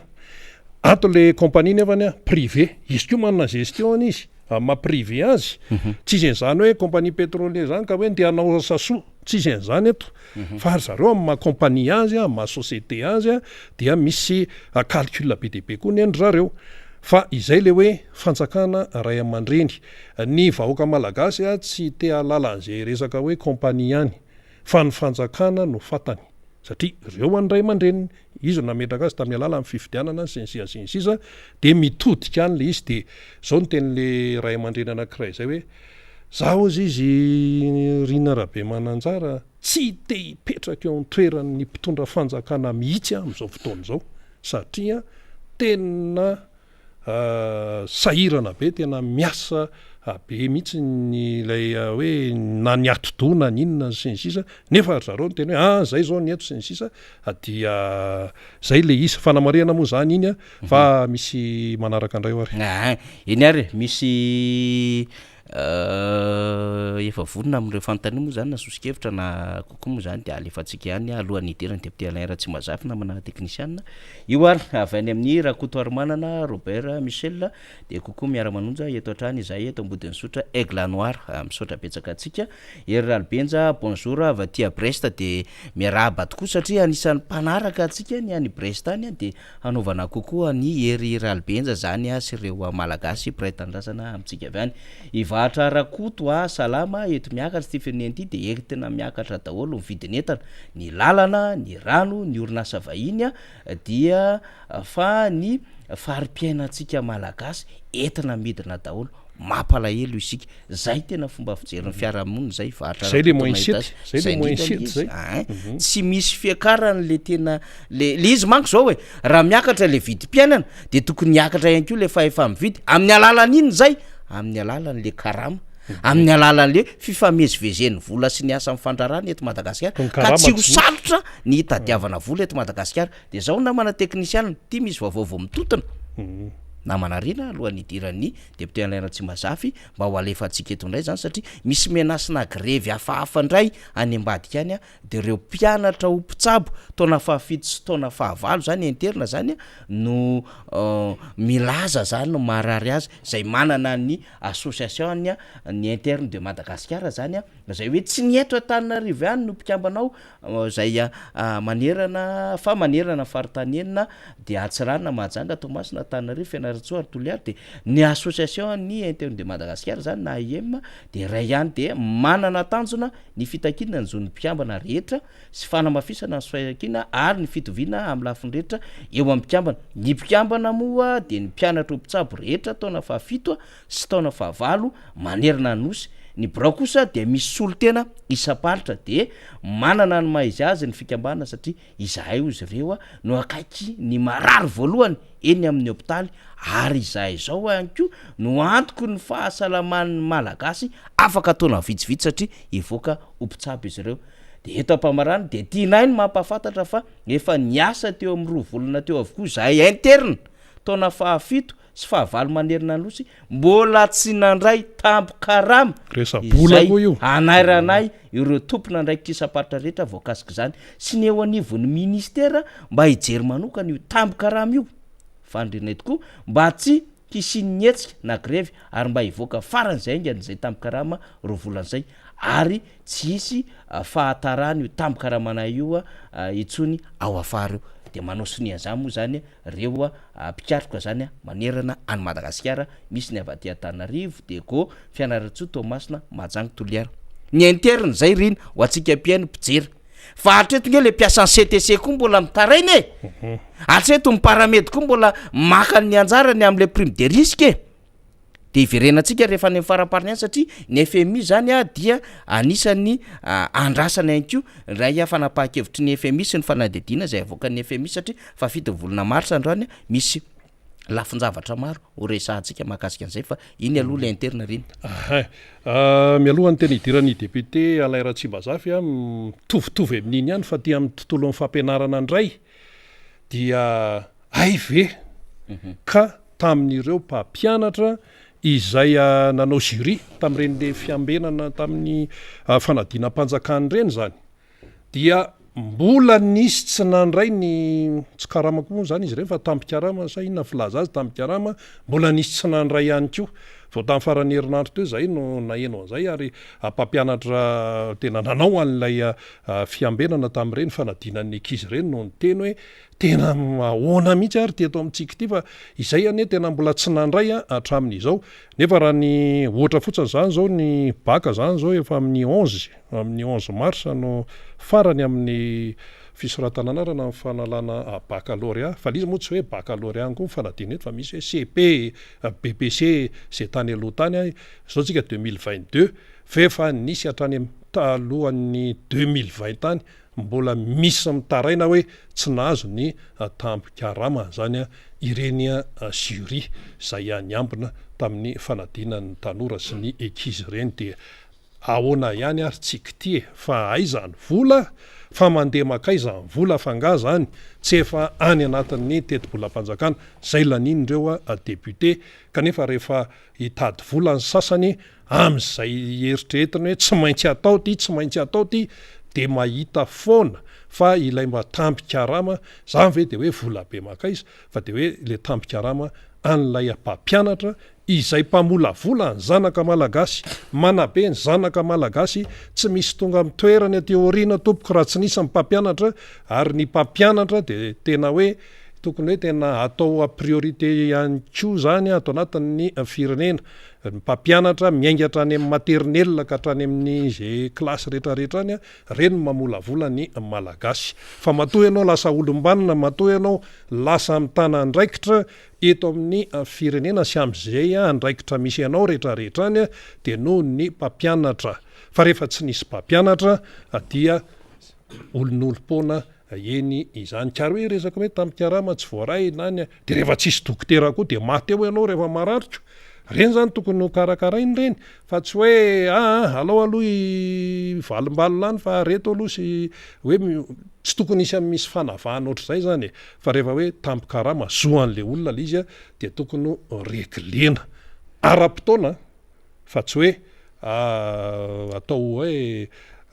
tsy araky ny tokony izy fa zay ihany le mampisy problema eto amin'ity firenena ity ndawary resaka karam'izay ihany koa nahazoantsika fanairana ihany zay sy antsony amin'ny mpiasan'ireo samivaty eo aloha zay SMA am'izao fotoana zao eo anivon'ny commune urbaine Antananarivo renivohitra zany an'ireo manao ny fanadiovana ny tanàna sy ireo manala an'ireo afako zany tena mbola tsy potipotika be mivolan'izy ireo zany de mba maniry izy ireo mba handray am'izany araky ny tokony ho izy zany fa tena ao anatin'ny fahasairanana mihitsy izy ireo de mbola ao anatin'izay moa nitondrany ireo taraina samihafa dia etitsika moa zany ao anatin'izao fandarantsika zao satria tena manahirana hoaly raharaha tena fitokonana eto fitokonana eroa de rehefa diniana l'izy de manodidina antsy fandraisana karama avokoa le izy sy tamby karama zany zao zany zao ny AIM na ny interne de Madagascar zany zao no miteny reny zay manao ny asa tena hoe fandraisana ny marary voalohany dia mitaraina izy ireo alohan'ny tena andraisantsika ny député Alain Ratsimazavy de aloha zany ho ampahafantarina satria ny antokotiko Madagascar manana zay fihetsehany zay mihitsy ary de miasa eny amin'ny sehatra rehetra vao tamin'ny herinandro teo tsika resaka ny hoe mihetsika ny vehivavy tiako Madagascar zay manana ny projet natetika asa sosialy hoe vehivavy mendrika vehivavy mandray andraikitra dia nidina teny amin'ny fiarahamonina tety amin'ny faritra Nosy tety de nanao fizaham-pahasalamana maimaimpona consultation gratuite izy ireo dia sady nanome fanafody de mbola mitondray zany ho an'ny Rapitso mihetsika ataony vehivavy tiako Madagascar arak'izay hitantsika amin'izany zao de hoe fizarana kolontsaina zay indray zany no endrika hitondrany vehivavy tiako Madagascar azy ao anatin'ny fanamarihana ny 20 martsa zany na hoe andro iraisam-pirenena ho an'ny vehivavy de manao manasa ny vehivavy tiako Madagascar hanatrika ny fizarana kolontsaina mikasika ny fandraisana andraikitra politika ary ny fampandrosoana zany ny vehivavy tiako Madagascar Rapitso zany eny amin'ny QG Belair raha sy diso ohatrany tsy voasoratra eto amin'le fanasana izy fa mino fa eny amin'ny QG Belair no anatanterahana anty hetsika lehibe ity zany manomboka any amin'ny 6 ora maraina no any izay hetsika izay anasana ny vehivavy tiako Madagascar rehetra de ao zany ny hoe misy ny fampiofanana momba ny kolontsaina sy ny fietrehan'ny vehivavy tiako Madagascar amin'izany tena hoe politika sy fampandrosoana izany de betsaka ny zavatra resana ao anatin'izay mila renforcena tsara koa mila kaherezana ihany koa ny vehivavy ao anatin'izay fandraisana ndraiky zay satria ny vehivavy ny tena azo lazaina hoe pilier tena andro ny firenena satria miainga avy any amin'le reneny le firenena ary de rehefa miresaka renitsika amin'ny akabeany de fatatsika tsara mihitsy ny fandraisana ndraiky zany reny zany ao anatin'ny tokantrano tsy hoe fanaka malemy fa tena fanaka mihitsy zay tena manaingo ny tokantrano ary tena mpanolotsaina ny ranga sy raim-pianakaviana sy ireo mpikolokolo ny zanatsika zany ao anatin'izany tokantrano zany ka mila omena atanjahana tsara mihitsy ny sain'ny vehivavy ny andriambavilanitra ary omena an'ilay courage tsara mihitsy izy satria mbola lavidavitra ny lalana ho an'ny Madagasikara tsy hoe mitantara zavatra negatif amintsika foana na mihiby zahay eto fa miezaka ihany koa mitantara zavatra miampy satria tsika de mino fa rehefa tonga ny fotoana dia everitsika fa anana fandraisana andraikitra lehibe itsika efa betsaka amintsika ny miantso hoe aizy dady roviny dada ny tonga eo sy ny sisa ho avy ny fotoana atongavan'izany fa tsy miafina an'izany tsika satria etaetan'ny vahoaka zany hoe tena mba fanrinay ny iverenany dada raha valomanana io dia ho avy ny fotoana ifampiresantsika amin'izany fa tsy miafina amin'izany tsika satria betsaka zay etaeta zay de efa ampitaitsika tsikelikely député Alain Ratsimazavy efa eto akaiketo izy efa miandry ihany koa isika hoe aizy député Alain de efa eo izy io miarabanao Andriamatoa Solombamoaka miarabanao namana faniry ary faly miaraba koa ny vahoaka malagasy zay manaraka tsy tapaka ny fandarana miaramanonja amin'ny ty maraina fa fitony volana marsa ity kafaliana tokoa no andraisana anjara eto amin'ny fandarana miaramanonja ary zay moa no atao hoe anjara brikitsika ihany koa an'ny firenena mifampitambaovao sy ny fifampiresahana manoloana ny zava-misy ainan'ny firenetsika amin'ny vahoaka malagasy ankasitrahana manokana isika eto toerana sy any ampitan-dranomasina manaraka ny fandarana ary tsy adino itsika atao anatin'izany distrika na Antananarivo Atsimondrano zany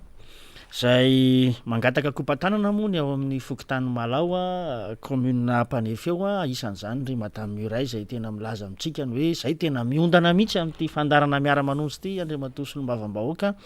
tolaka zany ihany koa ny any commune Alatsinainy Nambazazy satria tamin'ny faraparany herinandro iny moa dia nitsidika an'izany commune izany ny tenanay niaraka amin'ireo mpiara-miasa ary ao ihany koa ny ao anatin'ny commune Bongatsara fantatsika fa nisy ny hetsika zay nataon'ireo tanora tiako Madagasikara tao anatin'izany commune Bongatsara zany tamin'ny asabotsy lasa teo tamin'ny sehatra ny hoe fambolekazo fandraisana anjara amin'izay fandrakofanala ny Madagasikara izay eo tsika namana faniry amelabelatra n'ireo hitatsika indray tiana horesahana sy ampitaina amin'ny vaoaka malagasy amin'ity andro an'io ty teo moa araky ny fanambara teo de hoe nisy ny fambolekazo aloha voalohany ny arahana tamin'ireo namana solombavam-bahoaka rehetra teo anivon'ny anteny mera-pirenena zay isorana manokana eto ny filohan'ny anteny mera sy ny ao anivon'ny Birao Maharitra satria dia ny safidy manokana ny distrika Antananarivo Atsimondrano zany androm-panjakana anankiray zany ny fidy ny commune Alatsinainambazaha nanatanterahana an'izany fambolekazo ny solombavam-bahoaka sy ireo mpiara-miasa rehetra eo anivony zany androm-panjakana izany kitosa somatsara zany ny azoma lasa teo izay no anehoana ny fisaorana antsika rehetra izay tonga nanotrona sy nandray anjara tao anatin'izay fambolekazo izay fa akoatran'izay ihany koa na manafaniry taty anatin'ny distrika Antananarivo Atsimondrano dia nanao ny anjarany ny ireo tanora tiako Madagasikara tao anatin'izany distrika Antananarivo Atsimondrano izany eto moa de anehoana fisaorana ho an'ny mpikatroka rehetra ary indrindrindrindra ho an'ireo avany amina distrika hafa satria tsorona fa nisy ireo solotena avany amin'ny distrika Antananarivo renivohatra isan'izany ireo mpanolotsainy ny tanàna Antananarivo zay nahitana solotena niaraka taminay teny eo ihany koa ny tany amin'ny distrika na Ambohidratrimo zay nahitana ny filoha mpitarika an'izany tanora tiako Madagasikara zany tany amin'ny distrika n'Ambohidratrimo tsy latsa-danja toy izany ihany koa tany amin'ny distrika Navaradrano ary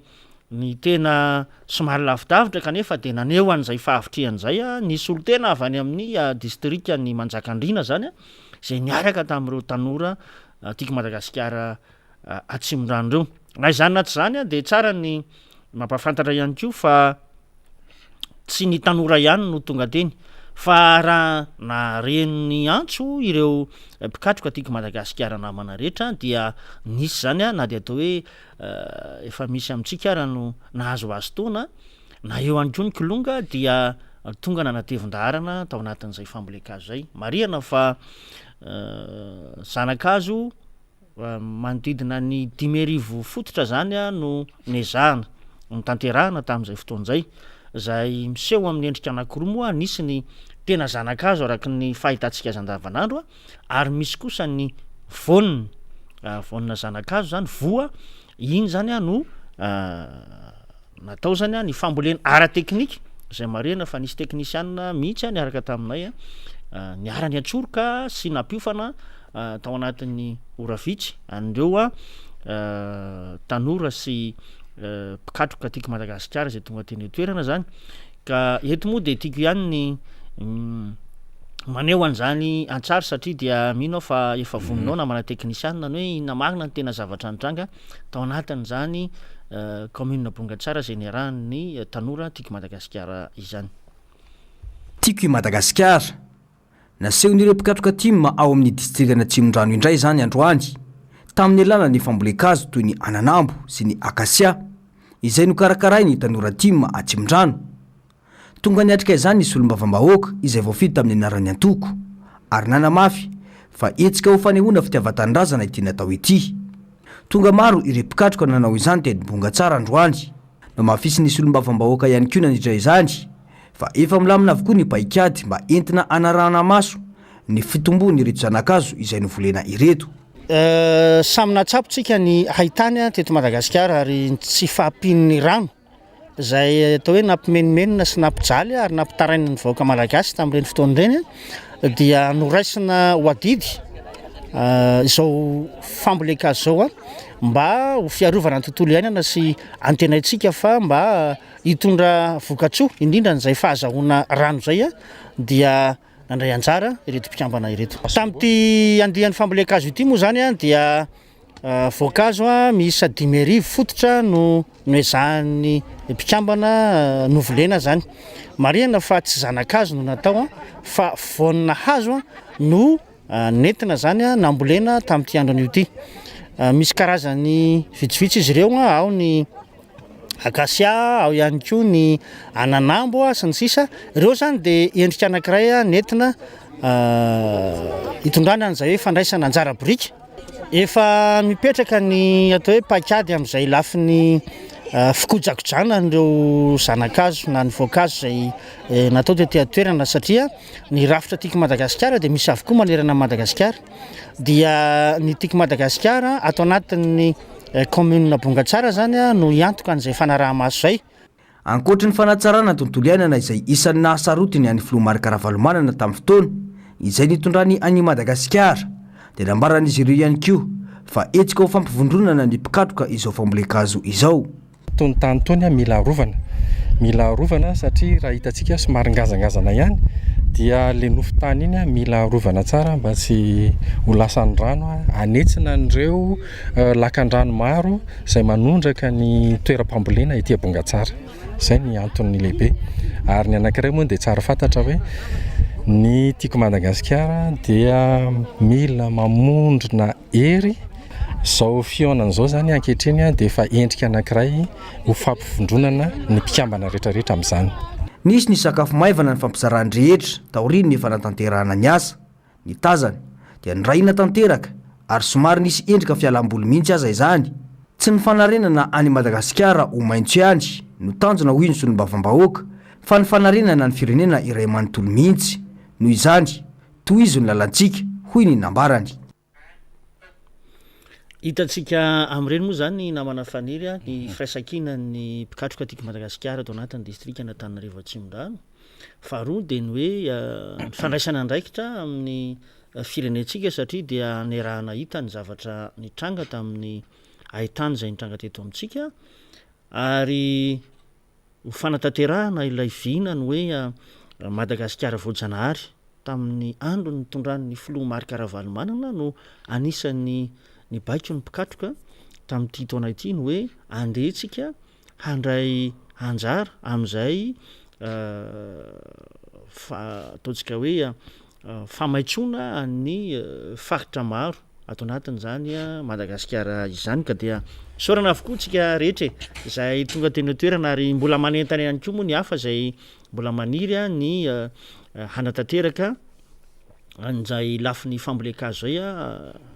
atao anatin'ny antoko tiako Madagasikara. Dia arabaina zany ny tanora ny avy amin'ny antoko tiako Madagasikara Atsimondrano ny comtim Bongatsara ihany koa dia ny distim sy ny solomamboaka zany navitan'izay adidy ho an'ny hoe fanomboana izay fa izy ty moa zany dia mbola mety ho foana arak'izay hoe fandaminana ireo laminasa samihafa fa ny toetrandro samy mahafantatra antsika fa ohatran'ny hafahafa kely izy tato anatin'ny roa andro zay dia misy andro ratsy tsy lavitra anatsirarina amin'izao fotoana zao tsy lavitra misambava dia tsy dia mbola hoe mahery vaika be le izy fa manelingely ary mety somary atahorana kely ny amin'izay mety hoe hidiran'izay ty Madagasikara. Mbola tsy dia tena misy moa zany ny tena hoe avaovao tena maripotra be ny amin'ny fidirany izay mbola hozaraina amintsika eto ihany fa alefa ohatran'izay le izy fa naizana zany aza dia hanaovantsika kopakopa tanana ny vahoaka ny farafangana ny atsimo atsinanana any ao anatin'ny distrika ny farafangana mazava ho azy indrindrandrindra amin'ireo commune raiky ambin'ny folo aty avaratra aty izay misy ny reo Zavisoro sy Antefazy zany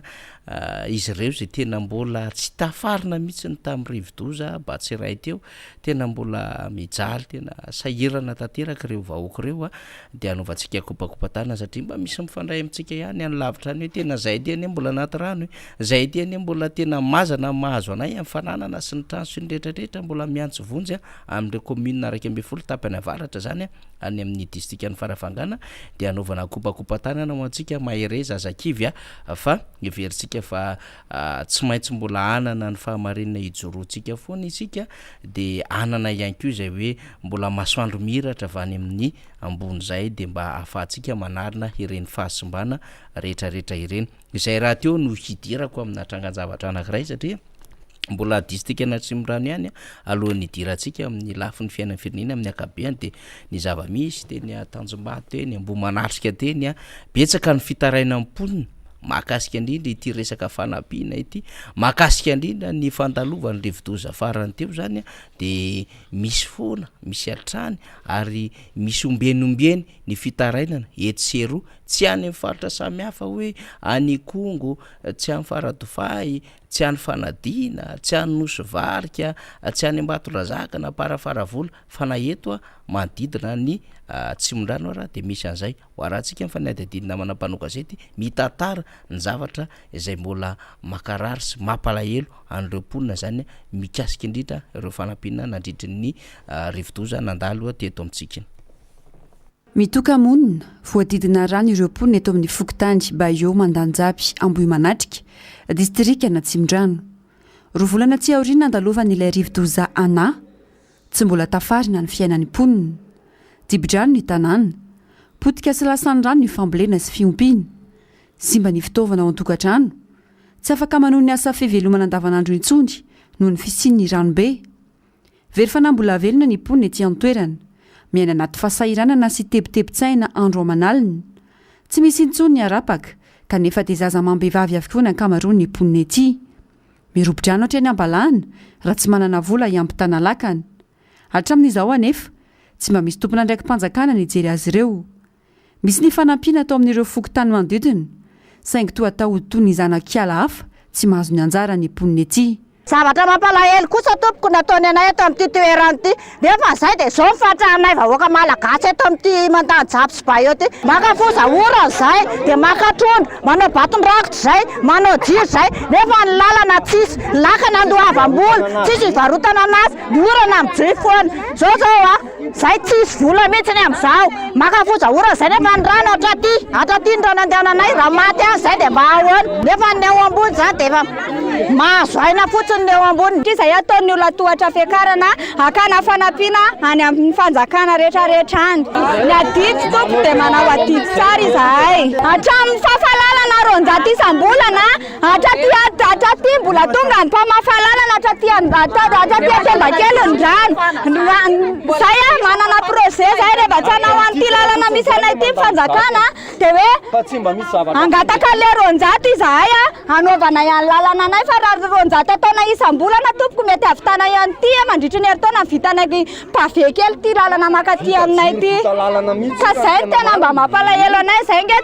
vahoaka kely. Tsaroana ry tsy afaka teny ambavany mponina tety ny fomba fitantanana tamin'ny fotoana nitondran'ny filoha Marc Ravalomanana sy ity fitondrana ity.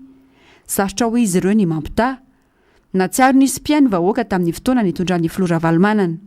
nanampy sy nitsinjo ny rehetra. Ankehitriny kosa velona mitsipozipozy hodiny ny fanjakana faniny. Lakana roa izay fanomezana avy amin'ny antoko-tia mataona maro lasa izay no mbola ampiasainy po ny famezivezena hiatrana ny fiainana andavanandro. Sapanay aloha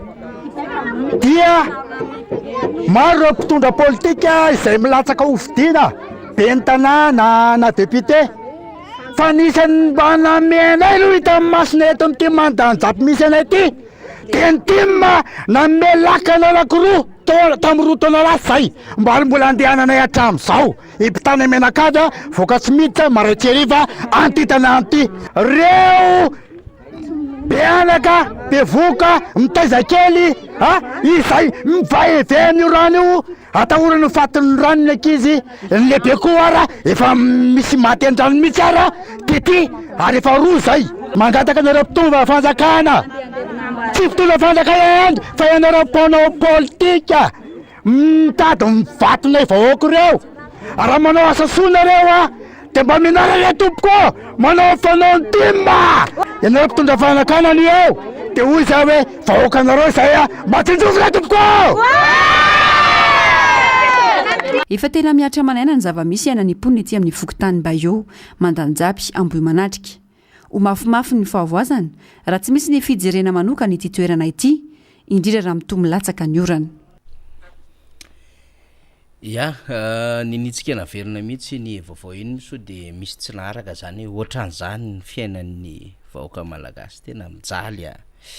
mijaly le vahoaka malagasy fa na zany naty zany ara de mbola mahatsiary foana hoe nisy raha aman-drenina nampy tamin'ny fotoanandro de iny lakana ho hitantsika reny zao a misy lakana roa avy any président Marc Ravalomanina de mbola ampiasaina mandrakity ny andrano mba ahafahany vaoaka mifamezivezy ary na mbola tsy tena midina ara ny rano a de mbola eo atrany reny lakana reny zany a sofa nisy an'ireny nisy olo-mavamboaka ianao Andriamantoa Alaina tsy mazafy a tamin'le fotoza-batsy iray teo ihany koa de efa nanatitra fanampiana teo ny toerana zany a ara-tsakafo a reny ihany koa nefa ny vaovao a de ararotina maheto anao alohan'ny teny hidirantsika aloha hevitra hafa hoe ny fiainan'ny vahoaka eny Antsimondra mafimafy tena mampalahelo ny vahoaka hitantsika amin'ireny sary reny fa raha le asa ameloman'ny vady aman-janaka aza de miaina amin'ny hoe fakana fozahorana ozy izy teo ny rano a efa hatreny manakaiky ny tenda kely ny fahitantsika azy teo a ny akanany zany atao hoe fitadiavana ny aniko hoaniny isan'andro zany mafy de mafy ary zay no anaovana antsoa foana amin'ny mpitondra fanjakana satria tsika dia nahazo fanampiana avy any ivelany eo ihany koa ny tedi-bolam-panjakana zay atrehana an'ireny loza voajanahary reny zay tantanany eo anivon'ny PNGRC mba ataovy mitovy re a ny fizarana n'ireny fanampiana reny satria dia anisan'ny mitaraina zany reo olona eo baio mandany japy io fa hoe tena tsy nahazo na tsy nisitraka an'izany fanampiana avy amin'ny fitondram-panjakana zany fa ny tenanay moa araka ny nambara teo dia anisan'ny mba nitondra zay tsy rambony tanàna nanao voninkazo mahatratra teny amin'ireny toerana ireny zay tonga ny vatana teny amin'ireny tanàna mandany japy indrindrindrindra ka tsara ihany moa eto namana faniry somary taritiko kely ianao satria misy anarana arak'le izy teo hoe baio mandany japy le baio io a dia anarana karana izy io amin'izao fotoan'izao zany a de velo taraina sy aia ireo mponina eo amin'ny toeran'ireo a fa amataonany teo aloha teo a dia nisy karana saika aka n'io tanàna ray manontolo io zany ka tamin'ny fotoan'andro a de nisy ny be ny tanàna ny Tanjombato zay voafidy tamin'ny anarany ny Antokotiko Madagasikara mialatsiny manonona anarana Andriamantoa Rakotobe Maorisy zay niaro an'izany faritra zany mba tsy ho lasan'izany karana ibodon'ny tany zany io toerana io zay no nahatonga n'ilay toerana lasa hoe baio mandany japy satria le baio zany ny anaran'le karana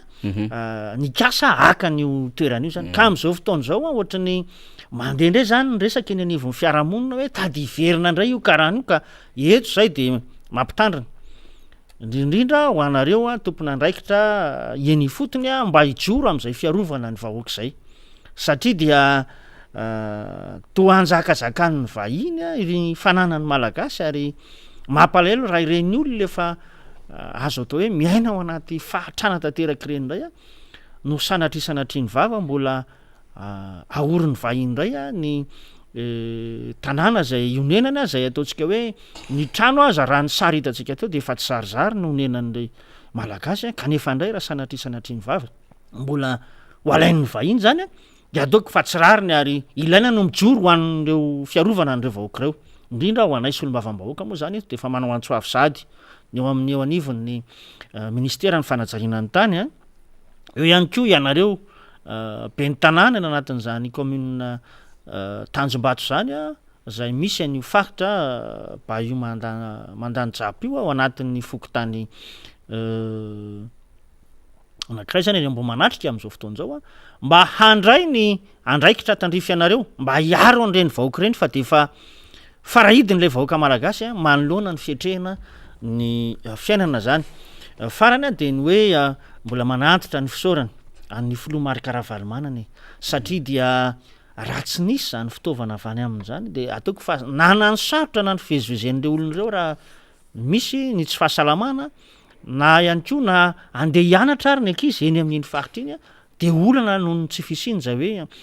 fitaovana fampitan'izay fa soa ihany fa nisy ny Antokotiko Madagasikara zay tarihan'ny filoha Marc Ravalomanana nanolotra an'ireny tamin'ny roa taona lasa ary mbola miasa ankehitriny midika zany fa zavatra maharitra natolotra ary vahaolana maharitra ho an'ny mponina no tokony entin'ny fitondram-panjakana amahana izany olana eny fotony izany eny ary de akairezanareo zany any am'izay hoe ponba eo mandany zapy zay zany mbo manatrika ao anatin'zao ady mafy de mafy zao ary zany ngeny tokony hijoroany rehetra ny amina hoe masahimy teny masahimy joro fa tsy de hoe hiaritra lavetsotsika ny am' zavatra zay tena mahazo amin'ny firenena satria fa fatatsika fa tsy manana vahaolana firotsony le fitondrana ary efa tena anatin'le manao an'izay deriva izay ny amin'ny fomba fiainana sy fitantanana ny firenena zany iloso landalina kokoa am'izay ny am' zava-misy zay misy eto amin'ny firenentsika fa mbola ijany tsy atsimondrantsika satria raha ny tsapa atao anatin'ny heritaona teo eo zay député Alain Ratsimazafy dia saiky niaina tamina tsindrialiko saiky niaina tamina zavatra manahirina reo be ny tanàna tiako Madagasikara atao anatin'izany distrika na Tsimondrano zany afaka miresaka an'izany isika ohatra ny tao amin'ny commune Ambondrodibeto afaka miteny an'izany isika ny commune Ampitatafika satria dia atao anatin'ny ray volana zay dia voatontonona ny be ny tanàna atao anatin'izany commune zany eo enao solomamoaka mahafantatra tsara ny zava-misy ary mahafantatra ihany koa ny zavatra iainany sy ny fomba fiasany reo be ny tanàna zay nomeny ny antokotiko Madagasikara fahatokisana zany hitatana an'ireo commune zany kanefa dia tratrana tsindrialiko raha zay misy ny lazantsika azy amin'ny zava-misy eny amin'ny toerana zay hiadidiny izy ireny zay tsy mitovy loko amin'ny fanjakana amin'ny ankapobeny député Alain Ratsimazafy. Marina tokoa ny fanamarena zay nentinao na amina faniry anisan'ny tratran'izany tsika eto amin'ny distrika Antananarivo Atsimondrano ary mino fa any amin'ny faritra hafa ihany koa de mitrangy zany atao hoe tsindry ataony ny eo anivon'ny mpitondra fanjakana foibe zany tsy ela akory zay no nahitantsika ny be ny tanàna ny commune Ambondrapeto zay nandalo fotoatsatro satria nahidina avokoa reo mpanaramaso isan-karazana ny inspecteur d'etat zany nidina atao anatin'izany commune zany ary natao avokoa ny fomba rehetra amafisiko mihitsy hoe natao avokoa ny fomba rehetra izay anerena na ihany koa hoe anaovana tsindry akolaka na mivantana an'izany be ny tanàna zany manoloana ny fitantanana ny commune rehefa nandena raha dia voatazona teny am-ponja tao anatin'ny volana vitsivitsy teo amin'ny efa-bolana sy tapany teo izy ary soran'Andriamanitra fa ny didi-pitsarana farany dia namela azy ny voakan'izany fonja izany tsy vitan'izay fa mifanesaka etriny ny fanaovana antsodray amin'ireo tompona ndraiky mpanjakana voafidy eny toerana ka tsy mitovy foto-kevitra na foronana ara-politika amin'izao fitondrana izao hitatsika ireny fahasahina solombavam-bahoaka manao fanalambaraka na fanasoketana be ny tanàna anankiray amina antondrara izay atao hoe manahirana eto amin'ny tany sy ny firenena rehefa nangataka an'izany pirofo mahakasika an'izany anefa lehibe ny tanàna de mandraky ty androany raha ny loharanom-baovao voaray hatreto fa tsy mbola nitondra an'izany pirofo afaka naseho ampabe maso zany ny solombavam-bahoaka iray zay atao hoe mitondra ny fanamelohana ho an'izany be ny tanàna Ampitatafika izany ka eto indrindra zany tsy hoe sanatria ifamaliana ny ainao manjery fa ny zavatra anankiray tianao marina dia ny hoe aoka tsika manana pirofo mivantana manana pirofo azo aseho vao mitondra ny raharaha eny anivony reny ainao manjery samihafa reny satria ny zavatra misy amin'izao fotoan'izao dia atao miendrika fanalambaraka ihany raha ny sary hita zany ho an'ireo mpikatroka tiako Madagasikara zay mitantana n'ireny commune reny ka dia anisany manahiratsana ihany mieritreritra an'izany hoe ahoana moa zany fahafahana tompona andraikitra anankiray manononona anaran'olona kanefa ny fanadiadiana sy ny sisa tsy nisy akory ary angatahana pirofo ihany koa izy dia tsy mbola mitondra an'izay pirofo zay mandraka ankehitriny ka anaovana antsoavy aoka mba tsy isy izay lafiny tsindrialoka atao amin'ny tompona andraikitra izay eto moa zany tsara ihany na manafaniry no misarika anysaitsika fa anisan'ny tratranyty olanyty ihany koa amin'izao fotoan'izao raha sefim-pokotany indrindra ao anatin'ny fandrafetana nyty liste électorale ty amin'izao fotoan'izao dia zay sefim-pokotany manahirana zany hoe rehefa tsy mitovy fomba fijery amin'ny mpitondra amin'izao fotoan'izao amin'ny lafiny ara-politika de hiazaka zahanaingana ny fanesorana azy efa nitsakitsahana ny lalàna amin'ny tokony hoe anaovana fifidianana ho an'le sefibokotany dia amboletra no hanesorana sefibokotany am'ireny faritra ireny am'izay lafiny lisy fifidianana zay karakaraina am'izao fotoan'izao mantsy namana faniry dia araroton'izao fitondrany zao ny atao hoe manao zay fomba rehetra anliana an'ireo mpikatroka tiako Madagasikara any amin'ny isapokotany any mba tsy ho tafiditra ao anatin'ny lisy mpifidianana zay moa zany no tena manahirana am'izao fotoan'izao ary anentanana ny rehetra no hoe ao tsika ijoro sy tsy anaiky an'izany fomba mamoetra zany satria ny fifidianana tompoko dia ataon'ny pomba sy ny tsy pomba ny fitondrana ny fandraisana anjara amin'ny alalan'ny fifidianana mba hisehoany zay lafiny demokrasia zay eto Madagasikara ka aoka mba tsy hisy ny atao hoe kajikajy politika sahady mianga aty amin'ny resaka lisy mpifidianana io no mahatonga anay ny hoe lalana anankiray ahafahantsika mamaha olana ny fanaovana ny refonty zay angatahana ny ratsamangaiky hafa akoatra ny CNI zany ifanometanana toy ny staty mba ahafahana mamaha ny olana am'izay lafiny lisy mpifidianana zay raha ny zavatra hita mantsy am'izao fotoan'izao zay hitondrana ihany koa ny fanehoan-kevitra amin'ity andron'io ty raisiko manokana ny ao anatin'ny commune Alatsinainina Ambazaha rehefa mifampiresaka tamin'ireo lehibe pokotany zay de ny sasatsasany zay de toy zao ny valitenin'izy ireo hoe za ety anivon'ny fokotany nge efa misy ihany koa ny ezaka zay atao amin'izay le hoe fanadiovana ny liste électorale zay fa rehefa tonga ny anivon'ny CNI le izy ka averin'ny CNI ny anivon'ny fokotany zay listra atao hoe avony diovony zay de mbola mahita sy mahatsapy zay fa mbola marobe ireo olona izay tsy ponina koa ny anatin'izany fokotany zany na ny anatin'izany commune zany kanefa mbola voasoratra ao anatiny lisy mpifidianana avony diovony CNI ka eo zany no anetananay ny ao anivon'ny CNI ny mba hoe hijerena akaiky amin'ny fandrafetana an'ity lisy mpifidianana ity satria miteraka savorivory be iny anivon'ny fiarahamonina zany io resaka lisitra io am'izao fotoan'izao ao ny daty efa voatondro zay tamin'ny 25 ny volana febroary no hoe vanim-potoana farany tokony anamarinana sy antsinana zay lisy zay teny toerana maro am'ireo fokotany tsy nahatongavana akory zany lisitra zany teny toerana ny alohany io daty fa 15 ny volana febroary io ankehitriny indray andro vitsy aty aorina rehefa mamerina an'izany ny anivon'ny fokotany ny ao anivon'ny CNI de fantatsika zany zay anisany misedra n'zany olan'zany ny anatin'ny fokotany vitsivitsy ao amin'ny commune Alatsinainina Ambazaha zay district Antananarivo Atsimondrano mialatsiny moa zany fa somary miresaka any Atsimondrano matetetika eto satria tena nahitana an'izay olana ara-tsosialy sy ara-pifidianan'izay zany eto eo atoena ary mananotanina ny atao hoe olana zay sedraitsika amin'ny fahatongavana zany androm-pifidianana zany raha izao sahady de efa ahitana lesiko ny fandrafetana an'ity lisy mpifidianana ity ka manao antsoavy zay amin'ny mahasolombavambahoaka satria dia miteraka arak'izay resahany zay ny hoe savorivory anivon'ny fiarahamonina ny mba hanatanterahany CNI sy ireo ratsamangaiky araky ny tokony ho izy sy manaraka ny lalàna izany fandrafetana ny lisy mpifidianana zany iny ary io mo mbola ady ataotsika isan'andro indrindra eto anivon'ny miara-manonja ny mba hampanatanterahana tsara araky ny atsakany sy andavany ny fikirakirana ny lafy mpifidianana satria ny fifidianana zany de mampiady zany rehefa tsy tomombana araky ny tokony ho izy ary ny fifidianana zany de tsy tokony ho isy an'izany alatra izany ary efa nambarantsika ny hoe ny tanga tamin'ny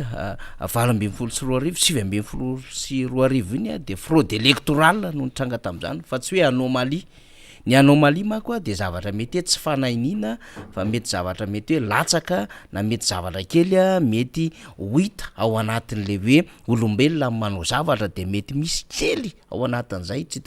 fa le tranga tamin'ny 20 sy 20 ny 9 sy 20 sy 20 tena hoe fraude électorale izy de eo no mahatonga ny rehetra mahatonga antsika maily député Alain Tsimazavy ny nongotsonona ny maty de ny tahotra ny andevombelona de zay zavatra zay mihitsy ny mampamaila atsika engany ka tsisy mahatoto amatapitra isandray andeha hifidy amin'ny 17 sy 20 io satria isika mba mieritreritra ihany hoe firenena mba démocratique Madagasikara de mba te hiaina am'zany alternance démocratique normale zany kanefa raha ny zavatra hita am'izao fotoana zao le fomba fiainan'le fanjakana mihitsy sy ny fomba mampanao an'le fitondram-panjakana mihitsy tsy ahitana taratra amin'ny finiavana hoe te mba hanao zavatra tsara omena ny taranaka malagasy na hoe mba te hanao zavatra tsara mba hoe clean na mba hoe mba mitondra am'izay mety hoe fahamarina toerany lendrika le fifidianana ho avy io sy le fanjakana zao zavatra zao mipotrany zao zavatra zao iainantsika isan'andro zao de vokatra hoe ratsy tsodrano izy ny député Rastany zay député Randena Sostanslas le fanjakana satria ratsy tsodrano ao anatin'izay alabato zay ratsy tsodrano tao anatin'izay fanodikodinina le safidy ny vahoaka malagasy zay de mipotra daholo zao rehetrarehetra zao satria tsy sitraka le izy sady tsy neken'ny vahoaka le izy ny tsy neken'ny akamaroniny zay tokony hiatrika an'le fifidianana kanefa ninina noverezonjo ary nahodina ny safidiny any am'ilay olona zay mieritreritra fa maika hazo an'izay fahefan'zay zay mahatonga an'izao rehetrarehetra zao de ho hitantsika io tsy tafavoaka mihitsy le fitondram-panjakana vokatra zay hoe tsy tafavoaka zay le fitondram-panjakana député Alairatsy mazava de mipotra eto serony scandale mipotra eto serony ray ny dossier mipotra eto serony ny fitakina zay ataon'ireo malagasy zay mieritreritra fa mba mitondra ny anjara blikiny sy ny heriny sy ny ezaka koa nataony teto amin'ity fireneny ity kanefa de inina tsy mena ny tamin'ny karama sy ny karamany izy ireo zany ohatra zany zao tamin'ny farany herinandro teo indray de naoraka be mihitsy ny raha rakinapsa député Alairatsy mazava ny mpikambana iray eo anivon'ny diaspora mo avy amin'ny RMDM no tena anisan'ny tondra n'zany adevitra lehibe zany zay isorany amin'ny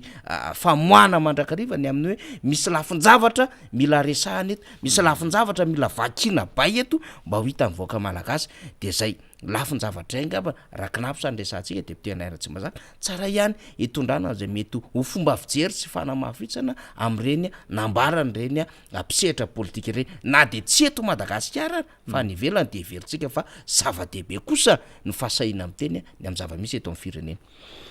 marina tokoa ny voalazanao namana faniry ary isorana moa zany ny namana faniry Soherinaivo zay mpikambana ihany koa ao anatin'ny RMDM nitondra atsika ny fanehokeviny manoloana n'izay olana eo anivon'ny knapsa zay fantatsika zany zao fa misy ny fandraisana tombontsoa miopapana eo anivon'zany knapsa zany kanefa dia manoloana an'izay ny lafiny ara-tsosialy nireo ray aman-dreny zay misitraka an'izany hoe fisotrondronono zany de hitantsika fa isa-telo volany reo vao mba mandray ary velotaraina manoloana ny zao le hoe fiatrehana ny fiakarany vidim-piainany zao zay hita fa tsy mifandanja itsony